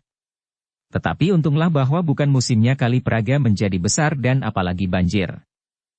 Demikianlah, maka malam itu mereka bermalam di sebelah Kali Praga. Ternyata tempat itu merupakan tempat yang tenang dan tidak berbahaya sama sekali. Meskipun demikian, mereka tidak kehilangan kewaspadaan. Berganti-ganti mereka berjaga-jaga. Meskipun tampaknya tempat itu tidak berbahaya, tetapi tidak seorang pun yang mengetahui apa yang tersembunyi di balik dedaunan dan pepohonan. Di setengah malam pertama, Kiai Gringsing mendapat giliran bersama Swandaru, sedang di setengah malam kedua Ki Sumangkar berjaga-jaga bersama Agung Sedayu dan Ki Demang Sangkal Putung. Demikianlah, ketika fajar menyingsing di timur, mereka pun segera berkemas. Mereka membersihkan diri di Kali Praga dan kemudian menyusur ke selatan. Semakin dekat dengan laut selatan, maka Kali Praga itu tampaknya menjadi semakin lebar dan dalam. Airnya tidak mengalir deras lagi. Tetapi rasa-rasanya sungai itu menjadi bertambah garang. Karena masih terlampau pagi, maka belum banyak orang yang menyeberang di seberang kali Praga itu. Tetapi sudah ada 1-2 getek yang menyusur tepian sebelah menyebelah. Kiai Gringsing dan kawan-kawannya pun kemudian memanggil sebuah getek untuk menyeberang. Mereka berlima dan kuda-kuda mereka. Mula-mula pemilik getek itu dan seorang kawannya tampak ragu-ragu. Bahkan kawannya itu hampir saja tidak bersedia. Namun Kiai Gringsing dengan hati-hati mencoba memberikan kesan bahwa mereka adalah orang-orang yang sedang dalam perjalanan yang jauh. "Apakah tidak pernah ada orang berkuda menyeberang sungai ini?" bertanya Kiai Gringsing. "Ada juga, Kisanak. Tetapi akhir-akhir ini kami melihat kesibukan yang meningkat di Mataram. Para pengawal menjadi terlampau sibuk. Beberapa orang kadang-kadang tampak mengawasi tempat ini. Bahkan kadang-kadang mereka duduk hampir sehari penuh di tepian. Apakah salahnya?" "Tidak apa-apa, Kisanak. Tetapi jika kami menyusur sungai ini lebih ke selatan, maka kami melihat kesibukan yang serupa. Tetapi bukan pengawal dari Mataram. Mereka adalah pengawal dari Kademangan di Telatah Mangir." Kiai Gringsing mengerutkan keningnya. Apakah terjadi sedikit ketegangan antara Mataram yang sedang tumbuh ini dengan Mangir? Tetapi Kiai Gringsing tidak bertanya lebih lanjut. Ia pura-pura tidak memperhatikan persoalan pengawal dari Mataram dan pengawal-pengawal Kademangan Mangir. "Kisanak," berkata pemilik getek itu. "Ternyata bukan saja di sebelah timur sungai. Tetapi di sebelah barat sungai ini pun tampak kegiatan para pengawal yang meningkat. Sebelumnya kami hampir tidak pernah melihat seorang pengawal pun dari tanah perdikan menoreh yang sampai ke tepian Kali Praga. Tetapi kini sekali 2 kali kami melihat pengawal-pengawal berkuda seakan-akan mengawasi daerah penyeberangan ini." Kiai Gringsing mengangguk-anggukkan kepalanya. Betapa hatinya berdebaran, namun sama sekali tidak berkesan apapun di wajahnya. Bahkan ia masih juga bertanya. "Jadi di sebelah barat sungai ini, sudah termasuk daerah kekuasaan Tanah Menoreh?" "Ya. Tanah perdikan Menoreh terbentang dari ujung selatan sampai ke utara. Agak panjang, meskipun tidak terlampau melebar ke barat. Namun tanah perdikan Menoreh, termasuk daerah yang luas. Tetapi di dalam daerah yang luas itu, beberapa bagian terdiri dari bukit-bukit yang tandus, meskipun bagian yang lain adalah dataran yang subur." Kiai Gringsing mengangguk-angguk. Ia sebenarnya sudah memahami daerah tanah perdikan Menoreh itu. Bukit-bukit yang keras membentang ke utara. Namun di sebelah timur dari bukit-bukit padas itu adalah tanah yang subur. "Kisanak," bertanya Kiai Gringsing kemudian. "Apakah dengan demikian berarti kegiatan perdagangan lewat daerah penyeberangan ini menjadi susut?" "Tidak," pemilik getek itu menggeleng.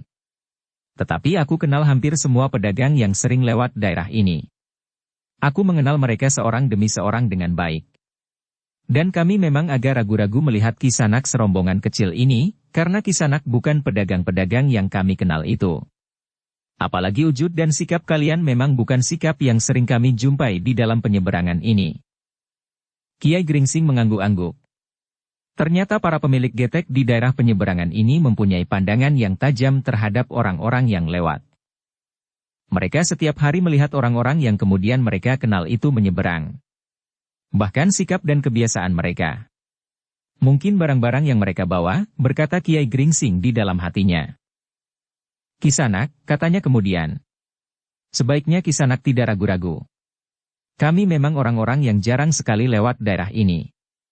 Tetapi bukan berarti bahwa kami tidak pernah sama sekali lewat. Mungkin kecurigaan Kisanak atas kami beralasan. Namun sebenarnya lah kami adalah orang-orang yang ingin berkunjung kepada sanak saudara kami yang kebetulan tinggal di Menoreh. Di tanah perdikan Menoreh." Pemilik getek itu mengangguk-anggukan kepalanya. Sejenak mereka merenung. Namun kemudian pemilik getek itu mengangguk-anggukan kepalanya. "Baiklah. Marilah Kisanak naik." Kiai Gringsing dan kedua muridnya, Ki Sumangkar dan Ki Demang Sangkal Putung pun kemudian naik ke atas getek bersama dengan kuda-kuda mereka. Sejenak kemudian maka getek itu pun mulai bergerak dan melintas arus Kali Praga yang tidak begitu deras. Di tengah-tengah sungai, Kiai Gringsing masih sempat juga bertanya. "Apakah Kisanak pernah mendapat kesulitan dari orang-orang yang menyeberang?" Tukang getek itu tidak segera menyahut. Dipandanginya wajah kawan-kawannya sejenak. Tampaklah keraguan-raguan membayang di tatapan mata mereka. Namun pemilik getek itu akhirnya menjawab. Pada umumnya tidak, Kisanak. Kiai Gringsing mengangguk-angguk. Kemudian katanya pula. Aku dapat menangkap keteranganmu. Pada umumnya memang tidak. Tetapi dengan demikian kadang-kadang kau pernah juga mendapat kesulitan itu. Dengan ragu-ragu orang itu mengangguk. Apakah yang pernah terjadi? Bertanya Kiai Gringsing pula. Jika Kisanak tidak berkeberatan, aku ingin mendengar cerita dan pengalaman Kisanak selama menjadi tukang getek ini. Orang itu mengerutkan keningnya. Tetapi ia tidak segera menjawab. Kisanak, berkata Kiai Gringsing. Aku memang orang yang jarang sekali menyeberang. Karena itu aku dan kawan-kawanku ingin berhati-hati, barangkali tiba-tiba saja kami dihadapkan pada suatu persoalan yang tidak kami duga-duga sebelumnya. Tukang satang itu menelan ludahnya. Namun kemudian katanya. Tidak banyak kesulitan yang pernah aku alami di sini. Hanya memang pernah terjadi, seorang penumpang getek ini berbuat kasar terhadap penumpang yang lain. Bahkan merampas segala barang-barang yang mereka bawa. Oh, mereka adalah penyamun. Ya. Mereka telah menyamun semua barang-barang milik para penumpang. Bahkan salah seorang telah mereka lukainya. Kiai Gringsing mengangguk-angguk. Dan Ki Sumangkar yang selama itu mendengarkan cerita itu pun bertanya. Kisanak saat itu menyeberangkan para penumpang itu dari sisi timur ke barat atau sebaliknya. Aku membawa mereka dari sisi barat ke timur. Begitu getek kami merapat di tepian, orang itu pun segera meloncat dan lari menghilang di dalam semak-semak. Kami sama sekali tidak dapat berbuat apa-apa. Apalagi orang itu bersenjata. Kiai Gringsing dan Ki Sumangkar mengangguk-anggukkan kepalanya. Tetapi Agung Sedayu masih bertanya. Apakah penyamun itu hanya seorang? Dan berapa orangkah yang telah dirampas barangnya? Ya. Penyamun itu hanya seorang. Waktu itu semua penumpang getek ini adalah 6 orang. Semuanya laki-laki. Ya, semuanya laki-laki. Tetapi mereka tidak dapat berbuat apa-apa. Seorang yang lambat memberikan barang-barangnya telah dilukainya dengan senjatanya itu. Agung Sedayu mengangguk-angguk. Tetapi menurut dugaannya orang itu adalah penyamun biasa. Bukan golongan orang-orang yang mendapat tugas untuk memagari Mataram. Meskipun demikian kemungkinan itu pun dapat juga terjadi, betapapun kecilnya. Sejenak kemudian mereka pun tidak lagi berbicara untuk beberapa saat. Suandaru duduk di bibir getek sambil memandangi air yang berwarna coklat keputih-putihan. Sekali-sekali tanpa disadarinya tangannya menyentuh air yang agak keruh itu. Namun tiba-tiba saja terasa bulu-bulunya meremang ketika ia melihat sesuatu yang hanyut di dalam air yang keruh itu. Tidak terlalu cepat, karena arus air Kali Praga semakin dekat dengan muaranya menjadi semakin lamban. Sekali-sekali tampak sesuatu itu mengambang di atas air, namun sekali-sekali hilang di bawah permukaan. Guru, terdengar suaranya bergetar. Lihat. Semua orang berpaling ke arahnya. Lihat, ia mengulangi sambil menunjuk kepada benda yang terapung itu. Ki Demang berdesah, sementara Agung Sedayu mengerutkan keningnya. Apakah hal itu sering terjadi? Bertanya Kiai Gringsing kepada tukang getek itu. Tetapi wajah tukang getek itu pun menjadi tegang. Jawabnya. Akhir-akhir ini kadang-kadang memang terdapat mayat yang hanyut di Kali Praga. 2 hari yang lalu, kami melihatnya pula. Sebelum 2 hari yang lalu, apakah hal yang serupa pernah terjadi? Tukang getek itu menggelengkan kepalanya. Tetapi ia berkata, hampir sebulan yang lalu. Tetapi aku tidak melihatnya sendiri. Kiai Gringsing menarik nafas dalam-dalam. Tetapi berbagai pertanyaan menyentuh dasar hatinya. Apakah mungkin pula penyamun seperti yang pernah terjadi di sini, desis Agung Sedayu. Tetapi tiba-tiba saja ia bertanya. Apakah di sebelah utara terdapat pula tempat penyeberangan? Ya, tetapi agak jauh. Apakah mungkin mayat-mayat itu hanyut dari tempat itu? Pemilik getek itu tidak menyahut. Tetapi dilayangkannya tatapan matanya menyusur sungai yang panjang dan luas itu. Jika pada suatu ketika hal itu menjalar kemari, tukang getek yang lain bergumam. Kami akan kehilangan mata pencaharian, karena tidak ada lagi orang yang mau menyeberang. Agung Sedayu mengangguk-angguk. Namun kemudian ia bertanya. Apakah mayat itu dibiarkannya saja hanyut? Apakah yang dapat kita lakukan? Apakah tidak ada yang mengambilnya dan menguburkannya baik-baik? Pemilik getek itu merenung sejenak, lalu. Ada juga niat kami melakukannya. Tetapi kami tidak tahu sebab kematian orang itu. Bagaimana jika ada penyakit yang menular? Agung Sedayu mengangguk-anggukkan kepalanya. Bahkan Swandaru pun ikut mengangguk-angguk pula. Ternyata para tukang getek di Kali Praga itu pun sudah mempunyai pertimbangan yang jauh. Sambil memandangi mayat yang terapung-apung itu, Agung Sedayu berkata pula. Memang ada juga bahayanya jika terjadi ada penyakit menular di padukuhan-padukuhan sebelah-menyebelah sungai ini. Tetapi apakah mungkin seseorang yang meninggal karena penyakit menular dilemparkan begitu saja ke dalam sungai? Tentu kami tidak mengetahui dengan pasti. Tetapi kemungkinan itu memang ada. Orang-orang yang terkena penyakit menular kadang-kadang diasingkan sehingga tidak ada orang yang mengurusinya. Mungkin ia mati selagi ia berada di tepi sungai ini, atau sebab-sebab yang lain, sehingga ia terjerumus masuk ke dalamnya. Agung Sedayu masih mengangguk-angguk meskipun rasa-rasanya masih saja ia ingin mendengar penjelasan orang itu. Namun demikian ia tidak bertanya lagi. Tetapi dalam pada itu Kiai Gringsinglah yang bertanya. Kisanak, memang mungkin penyakit menular itu menghantui kalian di sini. Tetapi apakah ada alasan lain daripada penyakit menular itu? Pemilik getek itu menggelengkan kepalanya. Katanya, tidak. Tidak ada alasan apapun.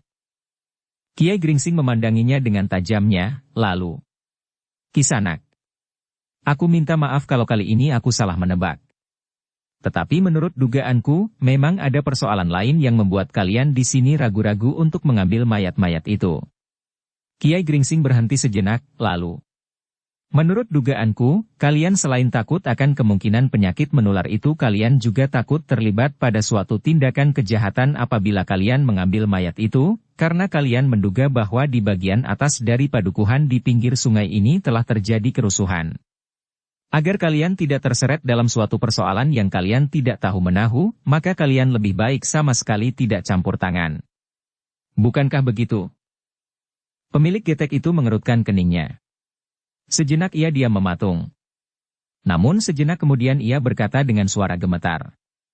Tidak. Tidak. Aku tidak mengatakan begitu. Tetapi apakah kau menganggap bahwa tidak ada perasaan itu di dalam hatimu? Pemilik getek itu tidak segera menyahut. Namun kemudian ia berkata. Kita sudah sampai. Kiai Gringsing menarik nafas dalam-dalam. Mereka memang sudah sampai di seberang. Terima kasih, berkata Kiai Gringsing. Kami akan melakukan perjalanan di daerah Menoreh. Tetapi beritahukan kepada kami, apakah pernah kau lihat sesuatu terjadi di daerah ini? Misalnya kekerasan dan semacamnya yang dapat kau lihat dari getekmu. Orang itu menggelengkan kepalanya. Katanya. Tidak. Benar? Orang itu memandang ke sekitarnya. Rasa-rasanya ada sesuatu yang membayangi perasaannya. Namun kemudian ia berkata, tidak. Tidak ada sesuatu yang pernah terjadi. Daerah itu diawasi dengan saksama oleh para pengawal tanah Perankan Menoreh. Seperti yang aku katakan, setiap kali ada peronda yang lewat di daerah ini. Terima kasih, sahut Kiai Gringsing.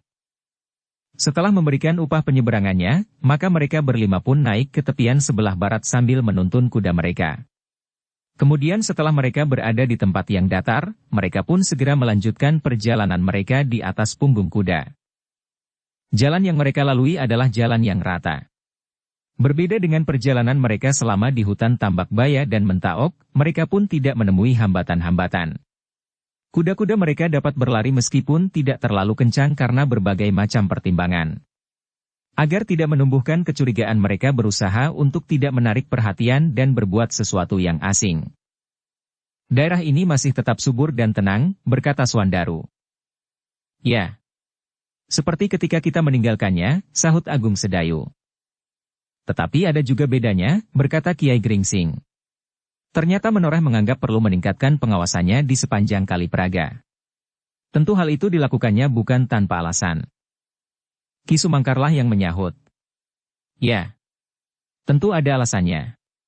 Tetapi menurut pendapatku, hal itu bukan timbul karena persoalan yang terjadi di Menoreh sendiri. Ya, aku sesuai. Menoreh tidak mau menjadi tempat pelarian, atau alas dan sarang dari orang-orang yang menjadi buruan di Mataram dengan berbagai alasan, sahut Kiai Gringsing. Itulah alasan yang tepat. Ki Demang yang selama itu berdiam diri itu menyahut. Aku pun sama sekali tidak akan membiarkan daerahku menjadi tempat persembunyian orang-orang buruan dari telatah di sekitar Sangkal Putung. Yang menjadi persoalan kemudian, berkata Kiai Gringsing. Apakah Menoreh sudah mencium persoalan orang-orang yang berusaha memagari Mataram, atau Menoreh sendiri tidak senang melihat Mataram berkembang? Tentu bukan. Swandarullah yang menyahut. Menoreh tidak akan mengambil sikap demikian. Kiai Gringsing memandang Swandaru sejenak. Namun ia pun kemudian tersenyum. Katanya. Tentu. Ki Gede Menoreh tidak akan mengambil sikap demikian. Ki Gede Menoreh adalah orang yang berjiwa besar. Apalagi ia yakin akan perkembangan daerahnya sendiri. Tetapi Ki Gede Menoreh tidak berdiri sendiri. Maksud guru orang-orang yang ada di sekitarnya. Pembantunya atau pelaksana di padukuhan-padukuhan apalagi yang jauh dari padukuhan induk. Bersambung ke bab 156.